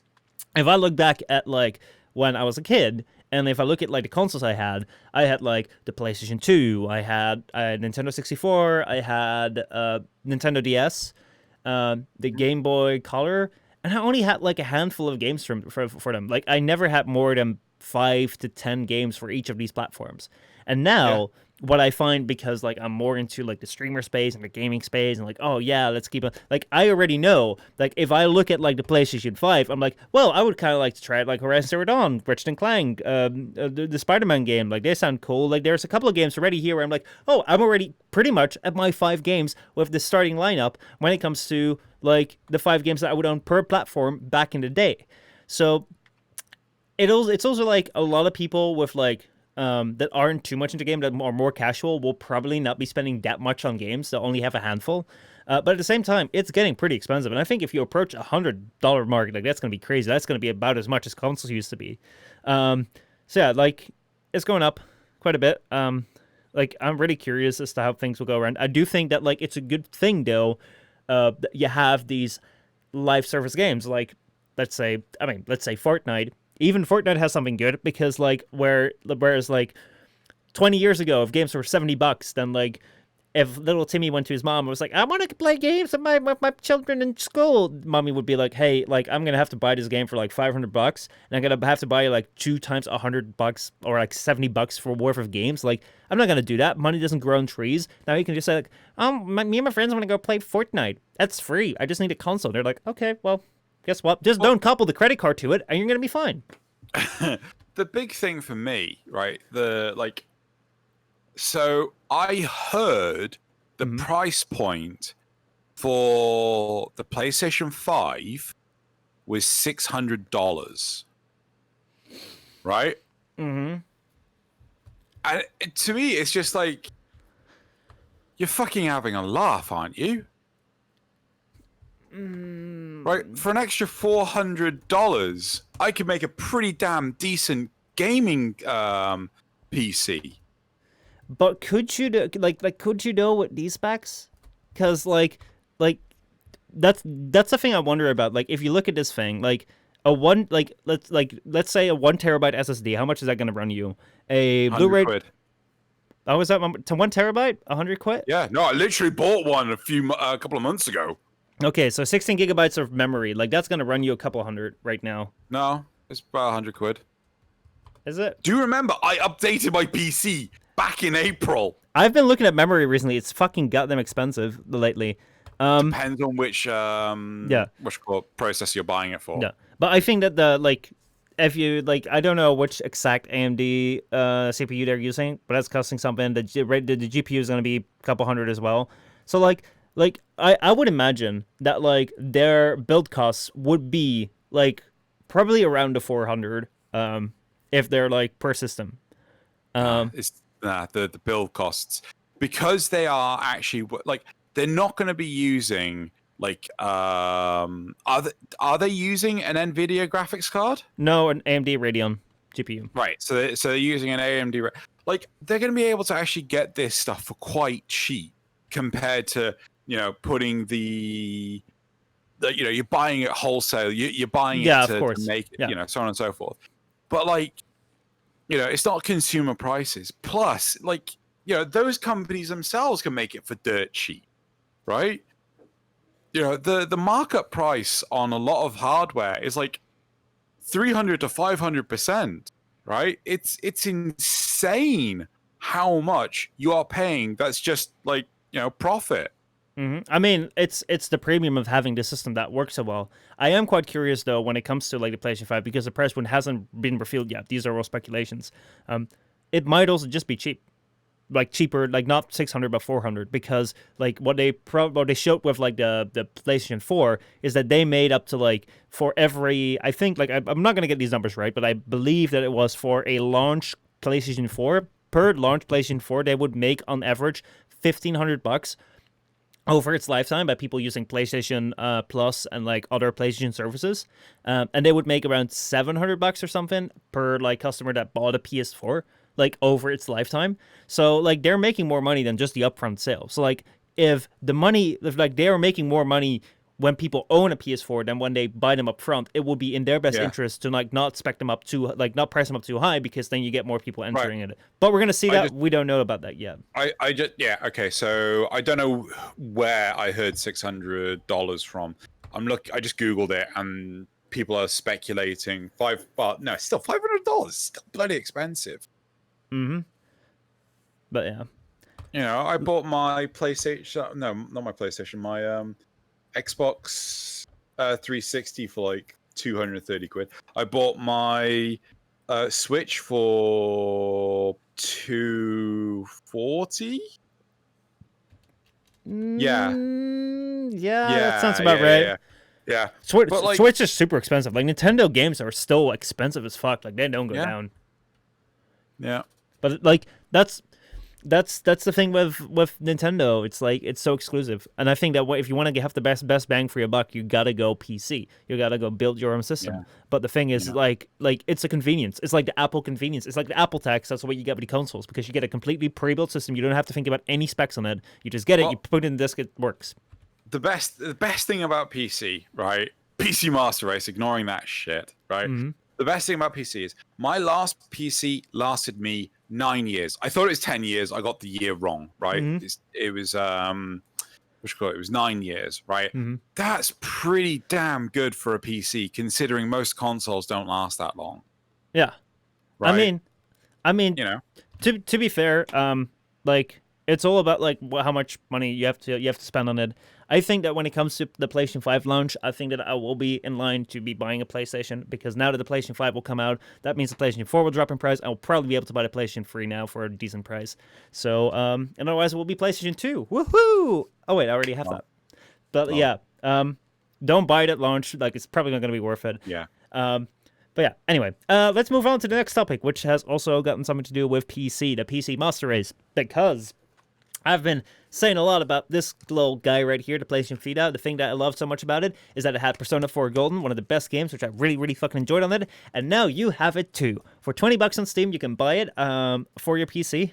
Previously, the PS Vita exclusive JRPG Persona 4 Golden has been released on June 13th, 2020 on Steam for $19. Persona 4 was released in 2008 on the PlayStation 2, and they got like the upgraded edition on the PlayStation Vita, which is the PlayStation Persona 4 Golden version, which was released in 2012, June 14, 2012, and 8 years later it comes over to the PC. Now the PC port is pretty much the same. The only difference that it has is that you can choose to list whether you want to have the English or the Japanese vocals. Previously, like that was only exclusive to like if you bought an international version, you only got English, and if you bought a Japanese version, you only got Japanese. So yeah, that released. Of course, there's like a big fan base to the Persona 4 franchise or the Persona franchise in general, so people were kind of excited about it. And there were also people that were rather mad about it because it's an exclusive. How dare the common folk get our game? How do you feel about that? Is that the angle we're taking with this? Is the exclusive side of it? I mean, let's first talk about Persona 4. Cool. Let's. Well, I've not played Persona 4, but I have played a bunch of other Atlas games. Like I played Shin Megami Tensei?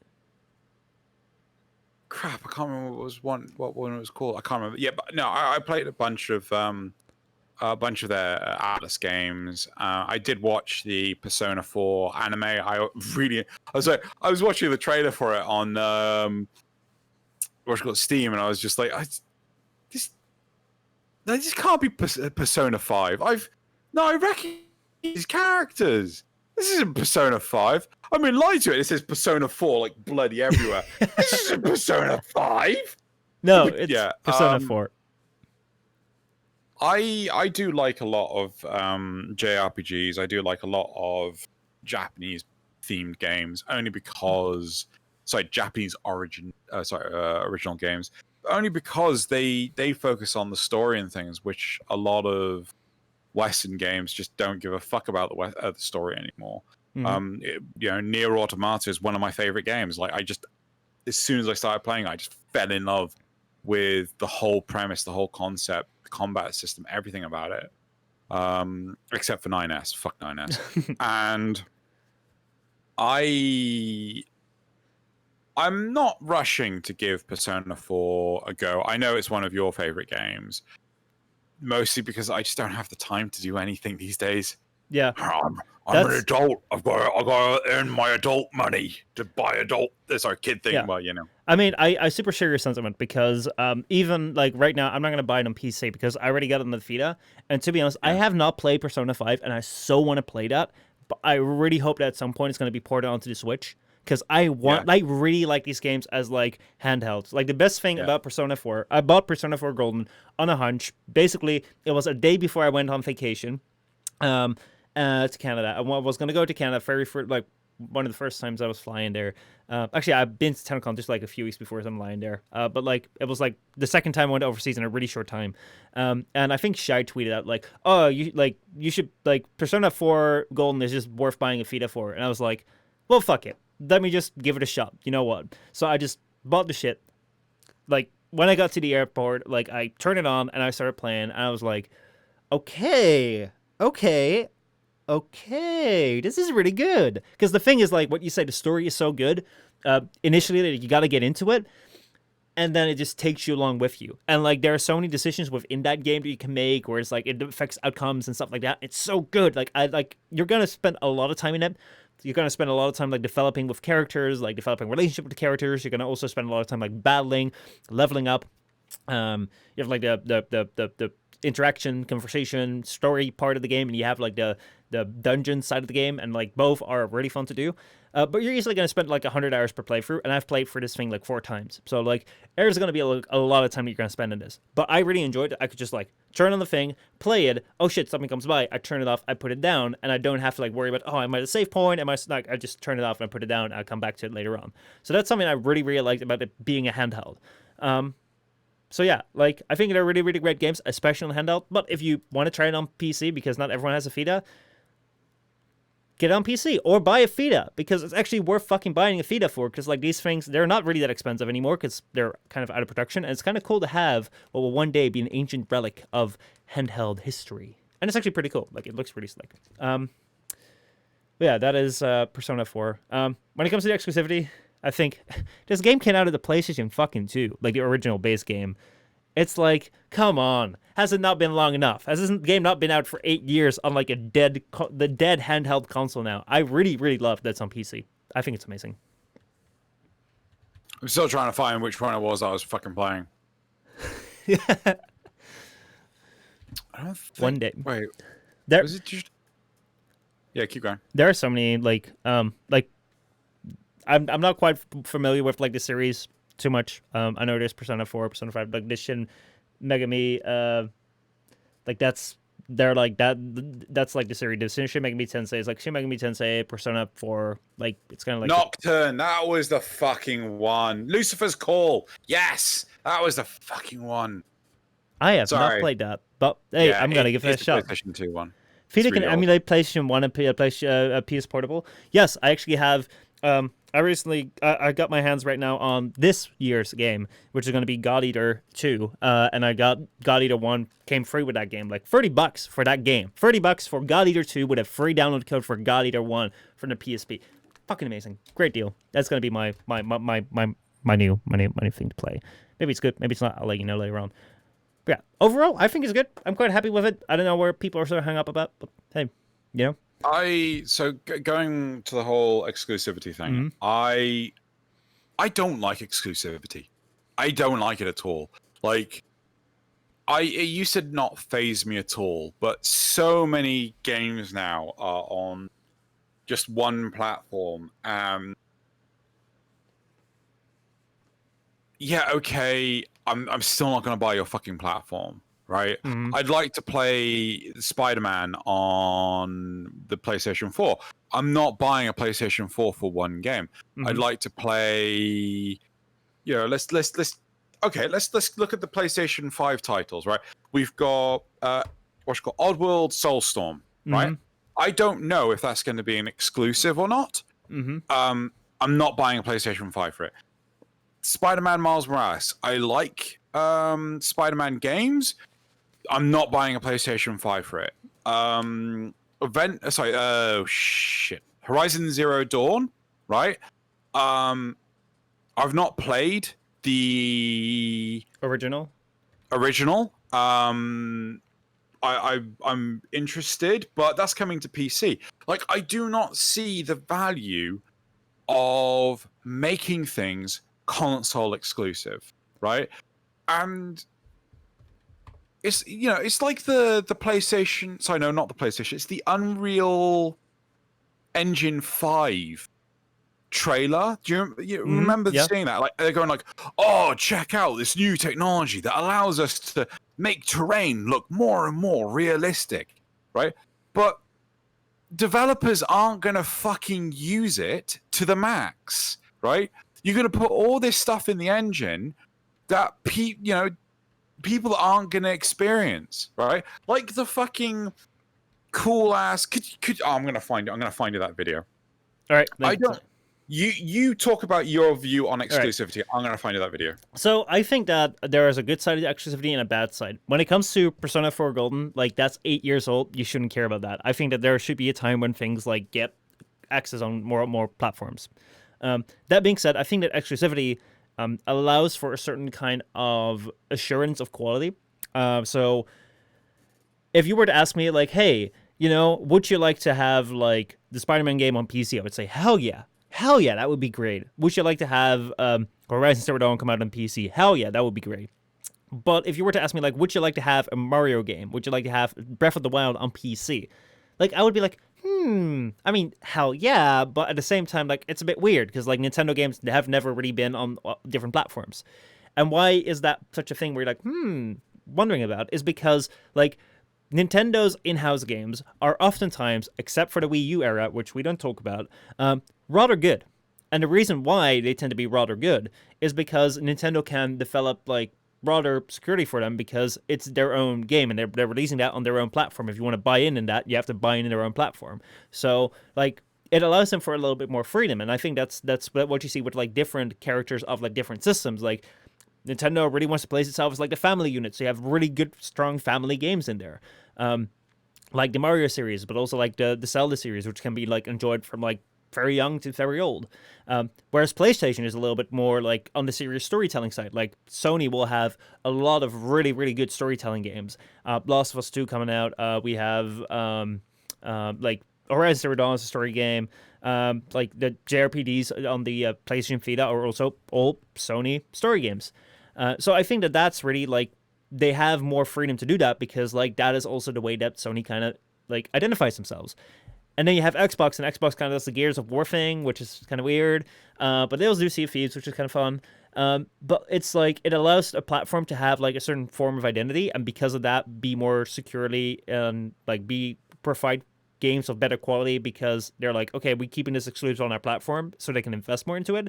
However, I do think that should not always be exclusive because most of these systems are pretty much similar. So like it would be really nice if like after a 2-year period or a 3-year period, it's like, okay, now they're shared across all platforms and I'm happy with it. But like I think there is some benefit to it. I think even then, like 2 or 3 years is still like a really long time. Like, I mean, part of the problem is you don't even know that these things are coming out to timed exclusive. Like, I didn't buy,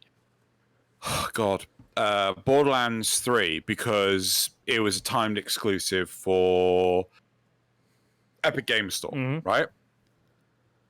I didn't buy Hades because I thought it was a permanent exclusive to the Epic Games Store.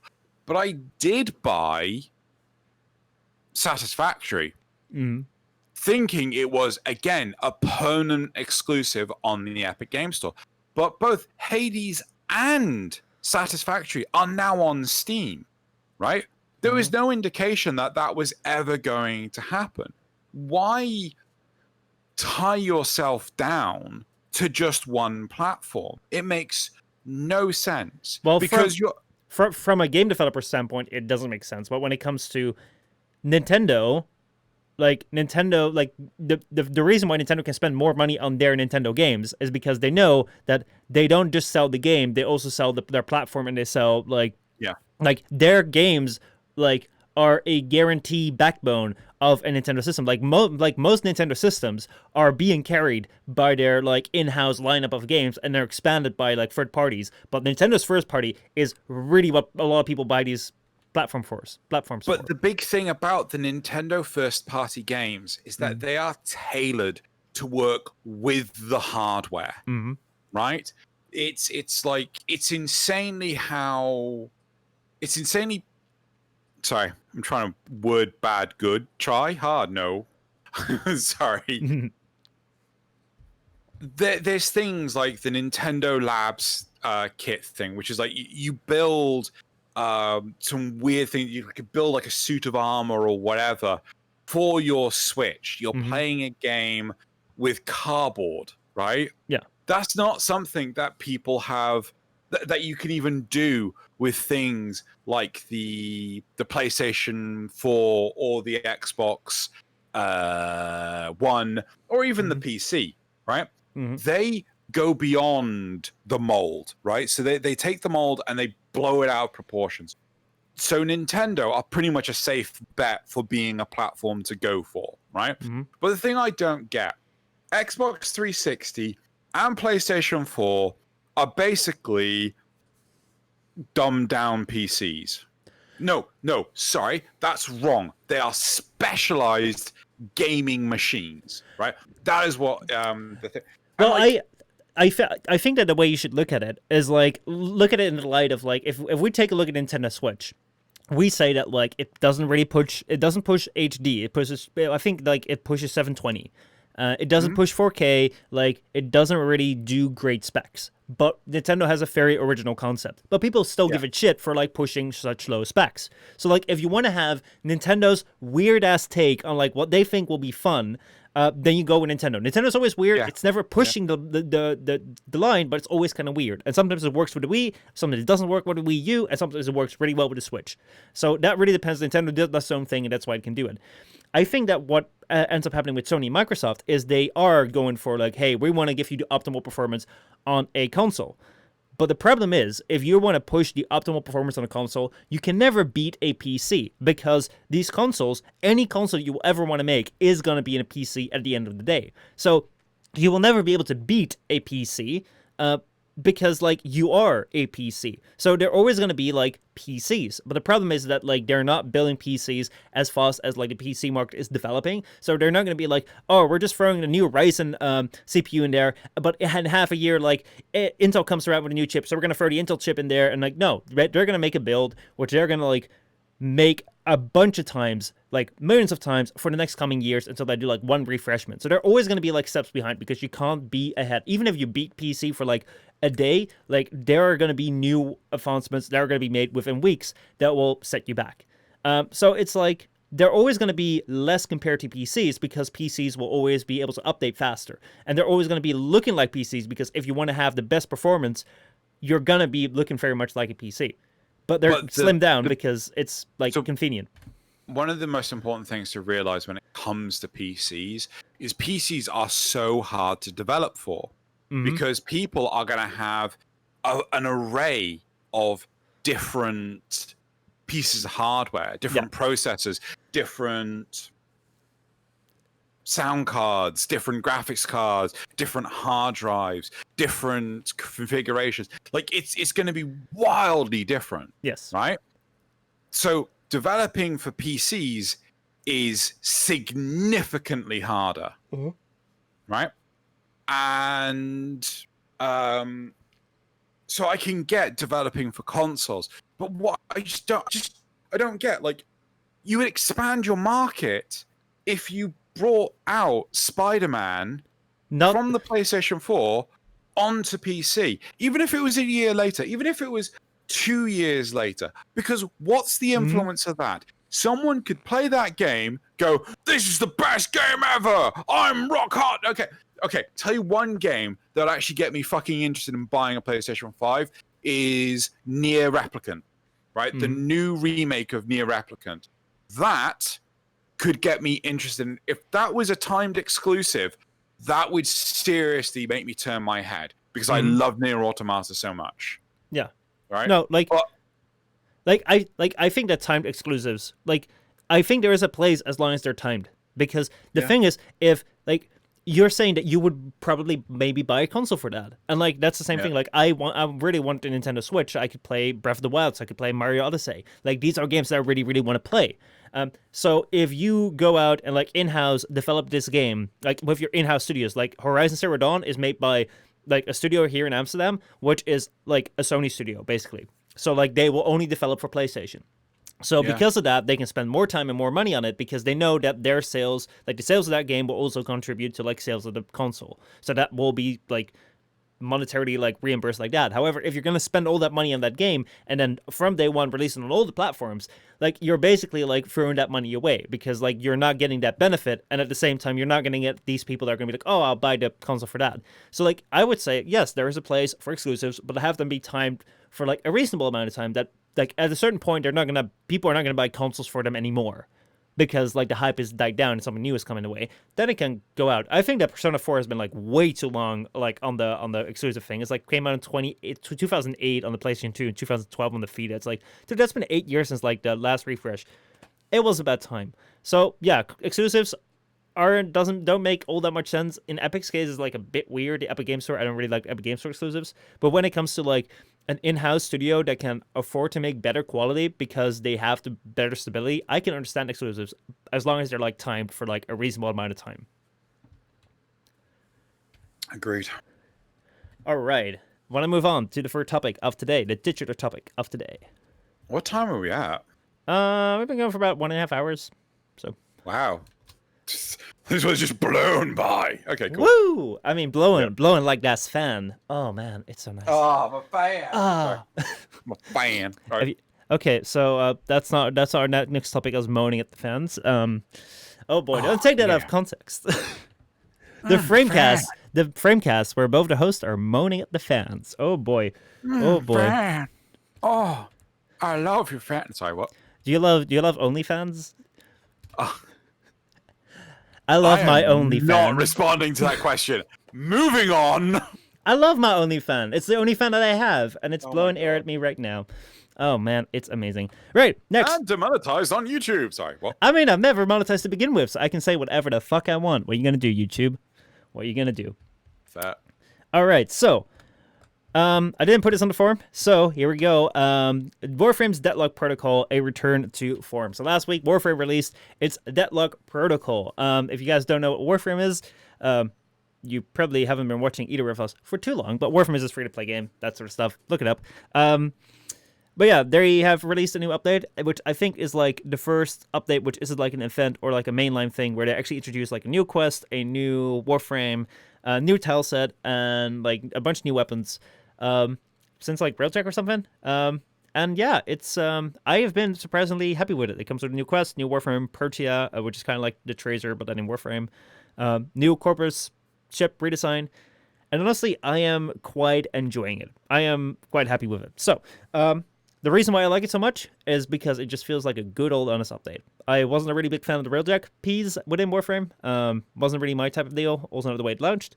But I'm really happy with what this is, because we started out with a great old quest that you can just start out from the start. It's in your codex. The quest is actually like the lines in it, the lore within it, the place you go to is amazing. Like, it feels good. Okay, there's some weird things that are gonna go with some weird, like, okay, maybe I wouldn't go there, maybe I wouldn't try and touch this, but hey, we have a character that's gonna be reoccurring in the game. We're actually expanding the world again more and more, not something that just like pops up once. We have a good Warframe, we have good fucking weapons. I love the weapons, they're great. And then we have a tile set that looks amazing. They even have like rigged on the Jackal, and they're explaining the Parason, which they randomly brought in, but now here we go. Now they tell us what it is. It's like, it's hitting so many right spots, and I'm like, it's amazing. It feels so good that yeah, I'm even coming back from saying that Gauss is superior than Fold. Like, Fold is actually looking pretty damn good, but that's kind of besides the point. That's just because Fold the Hero is in chat right now here. I'm making a joke, but yeah, I felt good about it. It felt just like a return to form. It's not that special if you've seen more Warframe updates. It's not like an insanely good update. It's just like what I've used to know them for. Like, I really enjoy that we're back to like this. Felt good. Do you need a cold shower, by the way? You're really excited then. I enjoyed the update. I wouldn't necessarily say that I found it as exciting as a lot of people, but at the same time, I've not felt as negative about Warframe as a lot of people. For me, I'm one of those weird invertebrates that enjoys just playing the game for the game.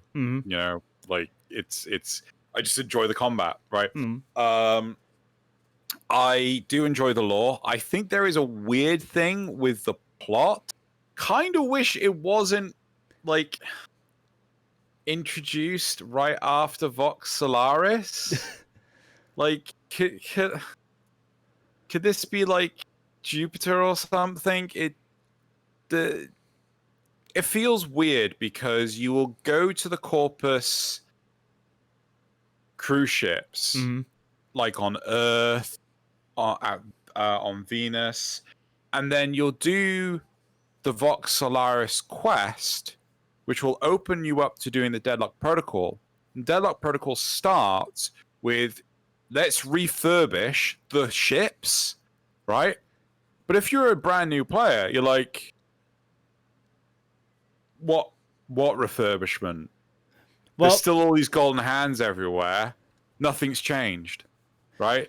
And I think that it would carry a lot more weight if, before you do DeadLock Protocol, right, make it so that you have to do DeadLock Protocol before you can go to Mercury and thus the rest of the star chart. But before you do DeadLock Protocol, you're using the old Corpus tiles. Yeah, that would be great. Now, as a developer, I am proposing something that I would punch myself in the face for, right? You do not leave in dead, redundant code. It is the worst thing you can do as a developer. Mm-hmm. But as a gamer, it would carry so much more weight if you go from this is a box corridors, this is a lot of blue, yeah, okay, and then all of a sudden, big spaceship. Yeah, it would. The reason why it has such an impact, like I've done TikToks where I'm I'm figuratively jizzing my pants at the expansiveness of the ship just through looking through a window. Mm-hmm. Right? Like there's also parts where, I don't know if you know this, the new sabotage mission, right? They took away the fire, the explosive element. Mm-hmm. Do you know this? No, I've not played that yet.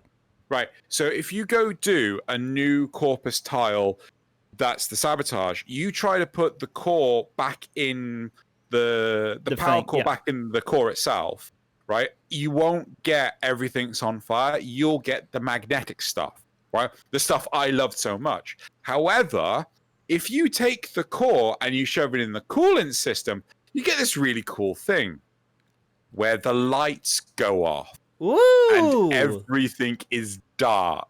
It is amazing. That is so nice. I really want to do that now. Like, that's really worth it.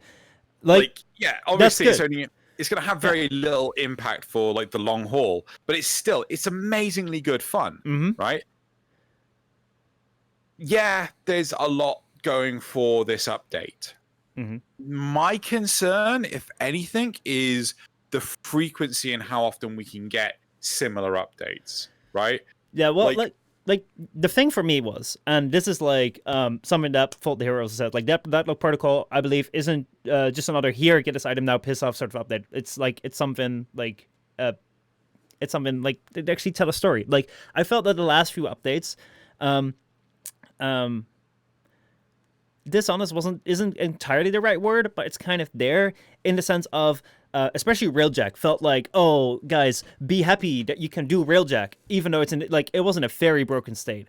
But it was like, oh yeah, play this. It's all the same mission, but you gotta play this because, like, look at how cool this thing looks. It's all broken, but you gotta like it because, like, you've been waiting for this. It didn't really feel like it was convincing me to, like, do this. Even the quests were like, oh, go spend 7 days, like, collecting, like, this quest is like, oh, go here, collect a thing, collect resources, put it in, wait 24 hours. That's not really someone trying to tell you a quest, more of like, go here, get this, put it in here, wait hours. Go here, it felt like a bait and switch. That's kind of what it felt like. It was kind of like, it was being dishonest in that place where it's kind of like, oh, here's a Parason, but we're not really going to introduce it. It's just going to, like, sit here and, like, oh, you're just going to have to accept that. Like, it kind of, like, to me, it kind of felt like it felt like people were kind of assuming that I was dumb. Like, oh, you'll forget about that. Like, you'll never know that this thing was here. It's no, you know, it's not really fixed yet, but, like, it's fine because, like, you'll play it anyway and we'll fix it later. Don't worry about it. And, like, those things, like, I just didn't quite like. It wasn't really up to a level of polish where it's like, oh my god, this is something new. It was always like something a little bit lacking. And this time, it was actually like, I just felt like I was being taken seriously. It's like, it's not in the sense of like, oh, it is like the best thing ever. It's like, oh, it tops the second dream. It just felt like, here's a quest that has something to say. Here's a quest where there's actually a story that's worth telling. Here's a quest that's taking me places where I've never been to before. Introducing new characters. That is amazing. It's right in front of here. I don't have to, like, scour the entire map to find it. it's there. The Warframe feels good. It looks good. It walks around good. The abilities are fine. The guns sound amazing. You can grab them very fast. You get a melee weapon rather easily. You don't have to like wait a week for it. It's amazing. I like that. It's like it's not like spectacular stuff, but it's just straightforward, honest stuff. It's like here you go, you get it, and it's like it's a wholesome piece, and I really like that. And I don't know what it was with previous updates. Maybe it was because like they had to rush certain things. Like I know the previous updates have been like main lines for Railjack to fix it. Railjack, which was not very well made because of like time constraints and stuff. And like I know that the Kuva liches before that, even though I really enjoyed the Kuva liches, they also had this thing where like they didn't really introduce them and stuff like that. It's like probably because it had to be rushed because it was supposed to be with the Railjack at the same time, but then like it came as an update before that. So it's like, I think that this time was like really an update that was like, they had the time for it, they took the time for it, it came out, it was rather good. And I'm like, yes, this makes me feel really good about it. And maybe if it takes more time, fine. But like, I am way more happier with something like this, which might be less significant than like an entire new system like Railjack. But I'm so much more happy with this than with Railjack because Railjack just felt like a sleight of hand. And this just felt like, hey, it's not much, but it's honest work and it's good. And I was like, yeah, I can appreciate that. I get where you're coming from. Mm-hmm. It does feel like going back to old form. Like, you know, you got the new Europa tile set. Mm-hmm. Actually, what's a good... I'm trying to think now. Mirage came with a quest. Limbo came with a quest. Mesa came with a quest and a new tile set. Maybe Mesa is the only Warframe that this is relatable to. But no! In Nyros? No, we got Phobos' tile set before we got a Nyros. Mm-hmm. So basically, it's nice that we got a new tile set. We got a new and expansive tile set. We've obviously got the interaction between Nathaniel and Parvos Granum. Yep. And we've also got Protea. We've got the new side mission shenanigans. Yeah, maybe it is just a case of this is back to form. This isn't anything huge and massive. This isn't breaking the mold. This is taking the old mold and doing it again. Yeah. Because like my problem isn't necessarily when like if people try to break the mold, like that's good. Like you got to try something new. However, like the things that I felt is like if you try to introduce me to something new and like what we had with Railjack, it was just like it was kind of really broken, really buggy, and like there was only one type of mission. Like it kind of felt like it was skimped out a little bit. And this was just like actually, I think that this has been like one of the most stable releases in a long time because I've run into no bugs at all during my playtime, and I've played it quite a bit, and it's just like, it just works. It's like, also like the new like game site mode thing, it just works very well too. And like I think like also like the design looks staggering. It looks amazing. Like the tiles are so good, but like it also adds meaning because the thing came with a quest, and it's like, yeah, it's just like it's just simple like new tiles. A simple quest. It's nothing mold breaking, but because it just works so well together, that's amazing. And like I think it's a good thing. Like I can wait longer now because of this than that I did with Railjack. And that's not to say that like you shouldn't try that things that break the mold, but if you can try something that breaks the mold, but also like just like delivering upon it, like delivering upon it sounds like I'm expecting you to make this. It's like I don't care what you make as long as what you make seems or feels like it has been made with like care. And that sounds also very pretentious. Like I'm sure like a lot of people made it with care, but like it just doesn't come across that way that you're trying to deliver a perfect finished product when like the thing is super buggy and like it only has like one type of mission. It's just like, what is this? What do you expect this? So like I'd rather wait longer and get a finished product, and like we haven't gotten that in a long time, and now like boom, here it is. I'm like, oh, this just feels so good. This brings me back to like the days where I'm like, oh yeah, next update. Yeah, I mean, I think the best way to look at it is you don't need a gourmet steak dinner every update. right? Sometimes it's nice just to have a cheeseburger, right? And I think, if anything, that really aspires to what is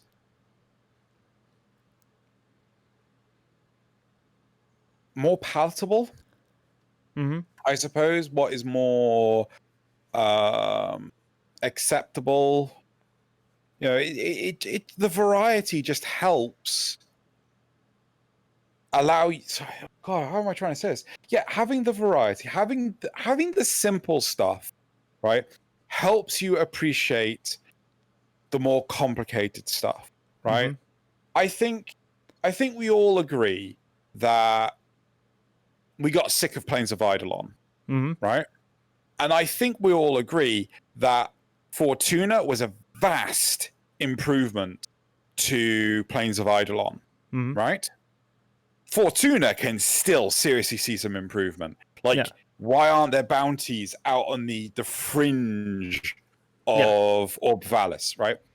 But I don't think there's any specific weak part of DeadLock Protocol because they have refined it so damn well. Yeah, I mean, like, that's the thing. Like, I think that this quest that we have right now is, like, the best quest that we've had since the Sacrifice that I can remember. Or maybe Jovian Concord. Maybe, like, Jovian Concord and this one are, like, the best quests that we've had since the Sacrifice. Because, like, I can't I don't remember anything from the Railjack Sacrifice. No, the Railjack quest, because that just felt like fetch this, fetch that, fetch this, fetch that. I just forgot about it, and I'm like, yeah, that's no longer in my mind. This is just amazing. Like, it's on a big scale, but I don't like. I'd rather see them go to like this, where like, hey, we have a grand scheme where we're moving towards to, but we're gonna release that in like solid small updates. Like, that would be amazing, because this was like a treat, because like you had like the Corpus ship tile set, you had the quest, you had Protea, and you had the weapons that came with it. Like, that was kind of like the main thing. And then we explored on, you discovered, like, oh, there's the Jackal right here. That's brand new. And oh, wait, hold on, this Jackal also tells us something about the Parasan. Like, hey, that's some good information. And it's like, it's a really nicely made boss battle with some really fun animation at the start. And then, like, you go to Fortuna, and oh my god, they have primary kit guns here. Like, okay, like, we're still not sure whether, like, the stats are really justified, but, like, it's here. Like, all of a sudden, like, there's extra content here. And it's like it's just like, it gives you a solid meal and then gives you bonuses, which are like amazing, instead of like being spread out over like a lot of things. So, like, I was really happy with it. Like, I think it's a good thing, and I hope that TennoCon being moved to August is an indication that they're like, I don't know if you saw that announcement. I think you did. I did. Where Steve said, like, we're moving this to August because we don't want to like announce something and then like give it 2 months later. We kind of want to like show you what we can give to you. So I hope that's like an indication that this continues through, because this gets me like excited. Like, and that's it. Like, I don't want to be too negative or like oh, Warframe is gonna die, that sort of thing. It's like, this is what it takes. You know, this is what it takes to like get me like happy about the game again. It's just giving me a solid piece of content. And like, that is something which, like, when compared to where I thought I felt a half a year ago, where like the updates were like kind of there, but not really completed, not really rounded and finished off with icing on the cake, and there were so many promises made. I was like, yeah, this just feels like it never ends. And now it's like, hey, if you just don't promise too much, just deliver me something that's finished. I'm like, I don't mind. I like it. I think, yeah, like, I'm concerned by the statement at TennoCon, right, about TennoCon's delay, right? Yeah, okay, fine. It's a digital event. They can delay it. That's great, because it's not like people have booked flights to go to Canada. Yeah. It's not like people have tickets to the actual physical event, right? Fine. VIP tickets to the actual event. Well, no, any fucking tickets to the actual event, but yeah. But the important thing is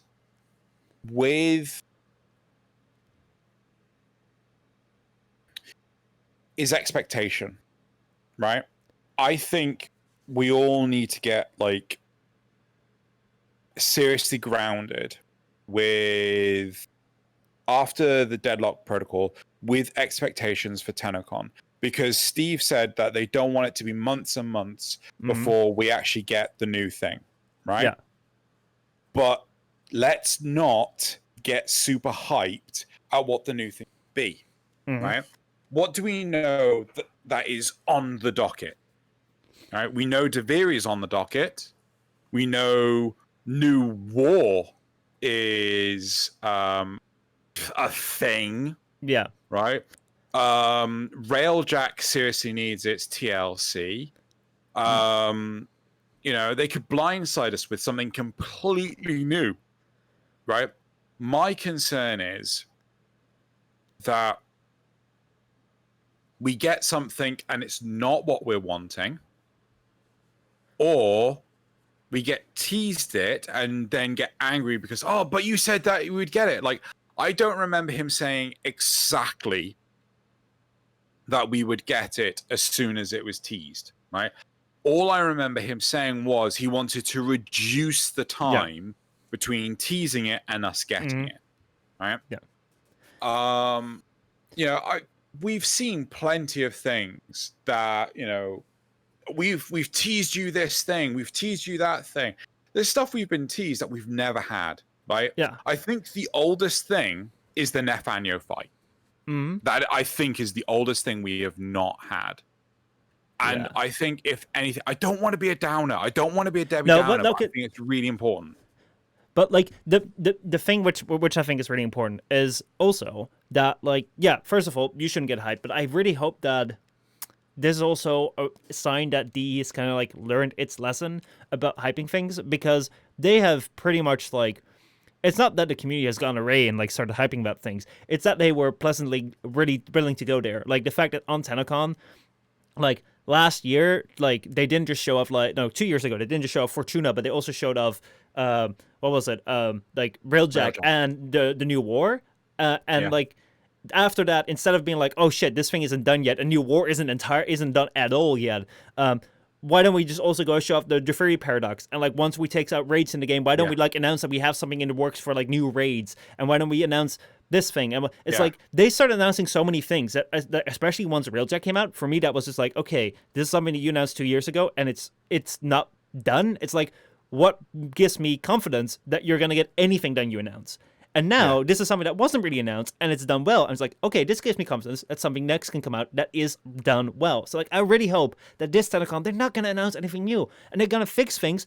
Like, don't have, like, this is something that I have the same problem with making videos. Like, I want to do so many things that I'll probably like say like, oh, I want to do this, I want to do that, and I'll never get it done. My most important thing when it comes to making videos, when it comes to making things, only announce like one thing at a time that you're actually actively working on, or maybe like one or two things, like 2 things max, but not more than that, because at that point, like, you're just going to make people like upset and you're going to be chasing after yourself. And I really hope that they're going to like step back from that, because that would be good.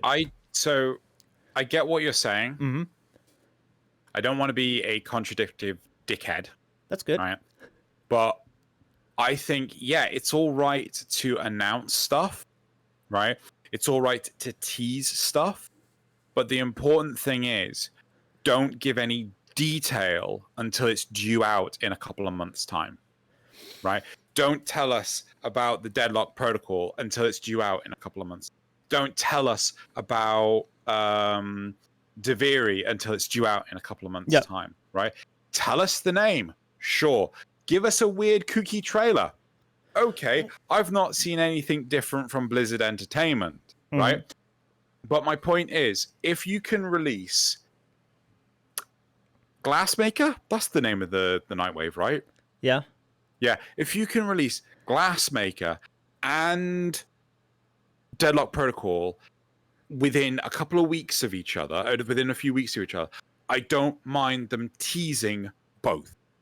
No, but right? like keep things on the horizon, because like the thing is that I feel when people come up with the argument when they say like, oh, the fans shouldn't get too hyped. Like, yeah, sure, don't get too hyped about shit that's announced, because like there's nothing that like tells you that this is gonna happen. Like, that's on you. Don't do that. However, I do feel that there's also responsibility on the end of like the developer. If you want to like announce things and get the hooray reaction at TennoCon when you announce this shit, then you shouldn't be surprised when you get the where is this thing reaction when you don't release it. It's like, if you want to have the expectations for like the good reaction in the crowd, it's like you're also going to have to manage those expectations and be responsible with them once like people are waiting them. And like I can very well see how this has happened because like I think that many things shot way over their mark because they were way too like experimental and like too high like for what they wanted to do. But like and then like the next year, like, oh shit, we gotta like announce something because if we don't announce something, that will probably look bad. But it's like I hope that right now it's like this TennoCon. I don't want to see anything new. I like the Fury Paradox at most. Give us a little bit more details about it. Nothing new. Just like finish this off, and next year we can go do something new. Like we're not even out here yet. There's no con out there. You can just make it a dev stream, announce something which isn't like new or crazy, just to give us more details, get things done. And next year, once like most of the things have been made, and then we can go for something new again. I'd be happy with that. To be honest, it's really interesting how much gamer mentality has changed in just 10 years, right? The reason why I say this is StarCraft 2 was teased in summer 2007, right? They showed gameplay. They showed combat. They showed in-engine stuff, right? But the game didn't come out until July 29th, 2010, right? They showed it off 3 years before it came out, right? And effectively, all we got was a glorified tech demo, right? But the game did not look too dissimilar from the tech demo, which was great. Right. But I do feel that in just a short span of time, just 10 years, and like we have become so intolerant to being teased stuff and then having the carrot pulled away. Don't get me wrong, I'm one of them. Right? Well, like it depends on the context. So like when it comes to Cyberpunk, like when Cyberpunk was announced, I had no trouble with Cyberpunk being delayed because like I know that's like a game, which is like it's gonna be in. Sorry. When was it announced? Like many years ago. But yeah, like I don't have a problem with that because like in the concept of that's been announced like years ago as something that will come out when it's done. However, like the thing that TennoCon, like with Warframe, the way that Warframe's always handled its updates, or like the way the place that they came from is like they first started just with updates. Like if they'd announce it, it will come out like next like most of the time it's like if it's on the dev stream, it will be out like in a month or two. And then they started doing bigger projects, and then they started doing like these annual releases. They would be like, okay, we're announcing something on like Gamescom or TennoCon then, and it will be out like before the next TennoCon. And so like everyone's expectation was like if they announce something, it will be up before like the end of next year. And then if they move that out before like, okay, it will be out in 2 years, but in the meantime they start announcing something else, then it's like weird. So like it would be the same thing if like I mean like Cyberpunk wasn't now like CD Projekt Red is not working on anything else right now but Cyberpunk. No, I think CD Projekt Red are I'm gonna assume roughly the same size as actually fuck it, just gonna look it up. Fucking look it up. But like their currently active project is Cyberpunk. They're not like releasing other things right now. They have teased that they are talking to the author of The Witcher to do another game, whether or not it is why did I look up their main site? I want to look at their wiki. I did the exact same thing. Yeah, right. Let's look staff. How many? Well, even if I go over to their main site right here, what you see is like The Witcher 3, Thronebreaker, Gwent is out already. CG, Store to Cyberpunk. It's like their main pieces. They're like Cyberpunk is clearly their main project, and it has been for a long time. And like that's fine. But like if they were to come out like the year after and be like, oh, our next project is going to be Witcher 4, they announced it the year after, and like the year after they announced, and aside from Cyberpunk 2077 and Witcher 4, we're going to do Cyberpunk 2077 Part 2. Ooh, it will be so amazing. It's like if they do that every year, like it becomes less and less believable. And like I think that was for me. Oddly enough, that is the thing that's happened with Blizzard, right? Them constantly announcing, oh yeah, and then we're going to do this. Yeah, don't you love us? Overwatch 2. Where is that? Shit, yeah. Yeah. But yeah. Also, they're 230 people. Mm-hmm. No, that's about DE size. I mean, like no, they're big. That's bigger than DE. I think DE is like 170. I thought they were getting close to 200 last time. No, I don't think they've grown. I don't think they've like expanded beyond it.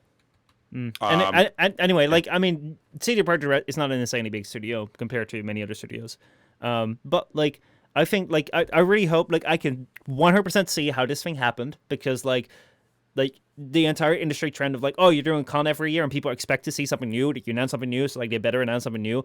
And I hope that this right now is a turning point. So that's also why I'm hopeful. I'm like, yes, this is good. Please hold on to this good trend because this can like we can fix it. And that's great. So yeah, like overall, I'm quite happy with it. I think it's a return to form. It's a good return to form. I'm happy, which has been a long time. And you're happy too, or are you? No, I am. Yay! I just wasn't unhappy to begin with. That's a good thing. That sounded like I was putting you down. No. I'm just happy. I'm a happy guy. I'm a happy bearded guy. Sorry.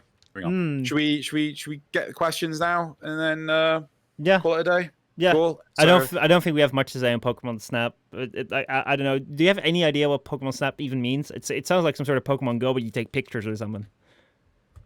I thought it was like Snap, the card game. Let's see. You know? No, I'm joking. It's you take photos. You go around an environment. You look at Pokemon in the wild and you take photos. It was on the N64 years ago, and apparently the universe is creaming their pants over it. Okay. All right. Yeah. Any questions? If anyone has questions, feel free to put it in chat right down here. I know that Fault the Hero was wondering about your beard, if you could borrow your beard. No. No. I wish it was detachable. I was wondering like whether he knew like how much of a like struggle it is to actually like once like to have a beard and then have someone like put glitter in it. Like fuck off.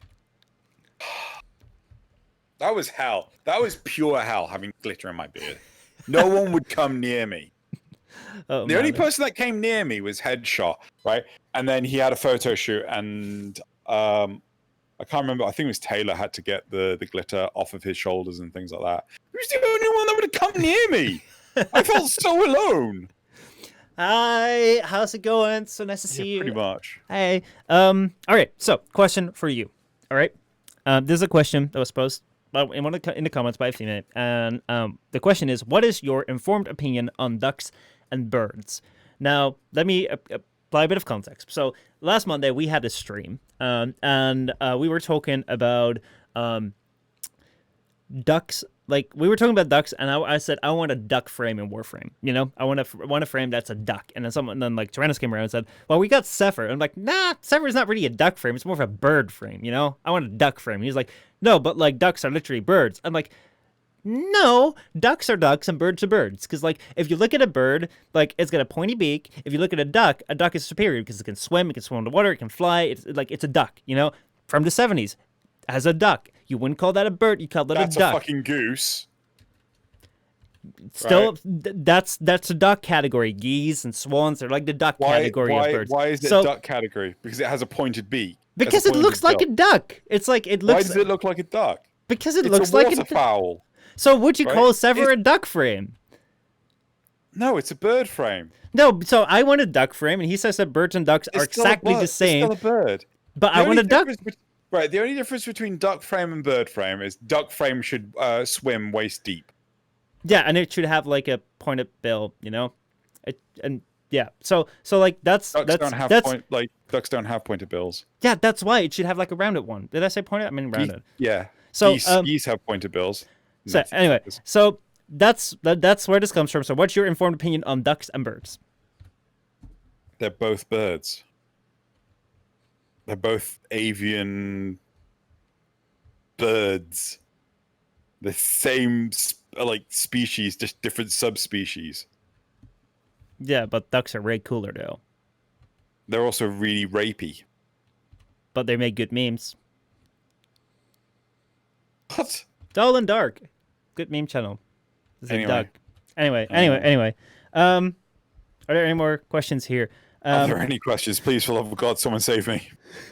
Pokemon Snap. I was actually wondering, Pokemon Snap, is that some sort of like Pokemon Snapchat? When I saw it, I was like, oh yeah, I'm going to be sending you my Pokemon Snaps. It's like, oh boy, what are we in for now? Yeah. I don't think there are that many more questions. There aren't any questions. There aren't any questions. Oh boy, oh boy, oh boy. Well, I guess if there are Zephyr flies like a duck. No, stop talking about this stupid duck thing. If there aren't any serious questions, let's just Okay. I know how we'll settle this. We'll settle this with cheap print-on-demand T-shirt merch, and people got to buy either on my store they got to buy ducks are way cooler than birds, and on your store they're gonna buy like ducks equals birds, and then like we'll see by the amount of sales who wins, and that's the only way that YouTubers settle this, because then we'll make money out of a petty meme dispute. Haha. I'll just buy the T-shirts myself because I have money, right? Like Linus Tech Tips is doing this thing now. Like, perhaps Linus Tech Tips, like, they're a great channel, but like they're doing this thing like, oh shit, Linus shaved his beard. Buy either the bearded Linus T-shirt or the non-bearded Linus T-shirt, and based on the sales, we're gonna decide. It's like, oh, I see what you're doing there. That's like Paul's point two. Actually, okay, my question for you. I'm not going to put it in the chat. I'm just going to ask it straight away. What's happening with YouTube polls? Because like I've been looking at 10 o'clock. You no longer have like the polls, and because YouTube is removing them. Like, what's going on with that? They're just removing them because they're assholes. So no reason. We're using. No, I think I saw an email from them like back in May earlier today. Let me see if I can actually find it now. YouTube. Upcoming change to polls. We're letting you know about the poll update cards. We've decided to discontinue poll cards on YouTube after June 10th to low usage. Less than 0.2% of the channels who upload a video this year used a poll card. And to focus on the creator tools, you'll have until July 10th to download your data. For your poll cards. After this date, the feature will no longer be available. The poll, to poll your audience, you can still use audience comments and freely available tools like Google Forms, which I'm using. Eligible creators can also use poll posts on the community tab, which I can do, but no one bloody uses those. For videos that have integrated polls, yeah, so it's like, but the problem is that I can't actually feed the poll to the embed the poll in the video like as a card because the channel doesn't have 1,000 followers, and as a result people are like, where are the polls gone? It's like, well, go to the description. The polls are in the description to a Google form.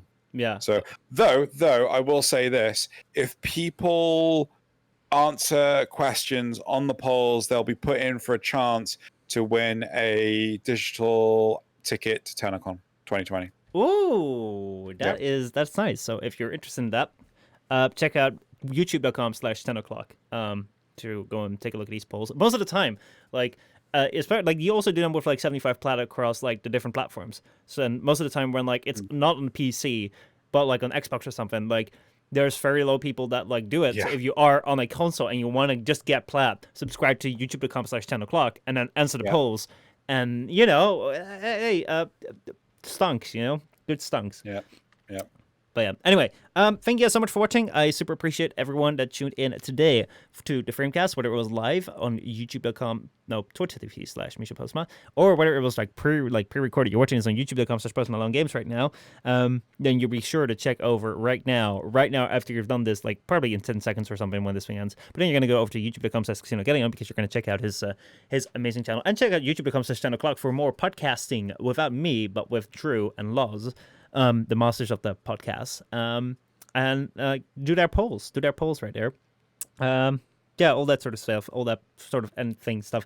I hope you guys enjoyed this episode. Feel free to leave the comments on the YouTubes. Feel free to submit questions for next episode, because if we get the question beforehand, we'll be sure to get through them. Today was fun. I really enjoyed it.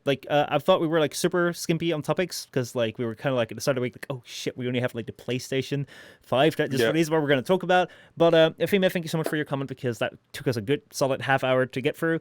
And there was a lot of cool things. But Blue Demon says, put a text on your video saying poll in the description. Would that be a solution? Poll in the description. All right. Description. Right, guys, make sure to check out the poll in the description. We don't have one here, but we'll have them in 10 o'clock. So, hey, thank you so much for watching. See you around. You got anything to say? No, that's it. Thanks everyone. See you next week.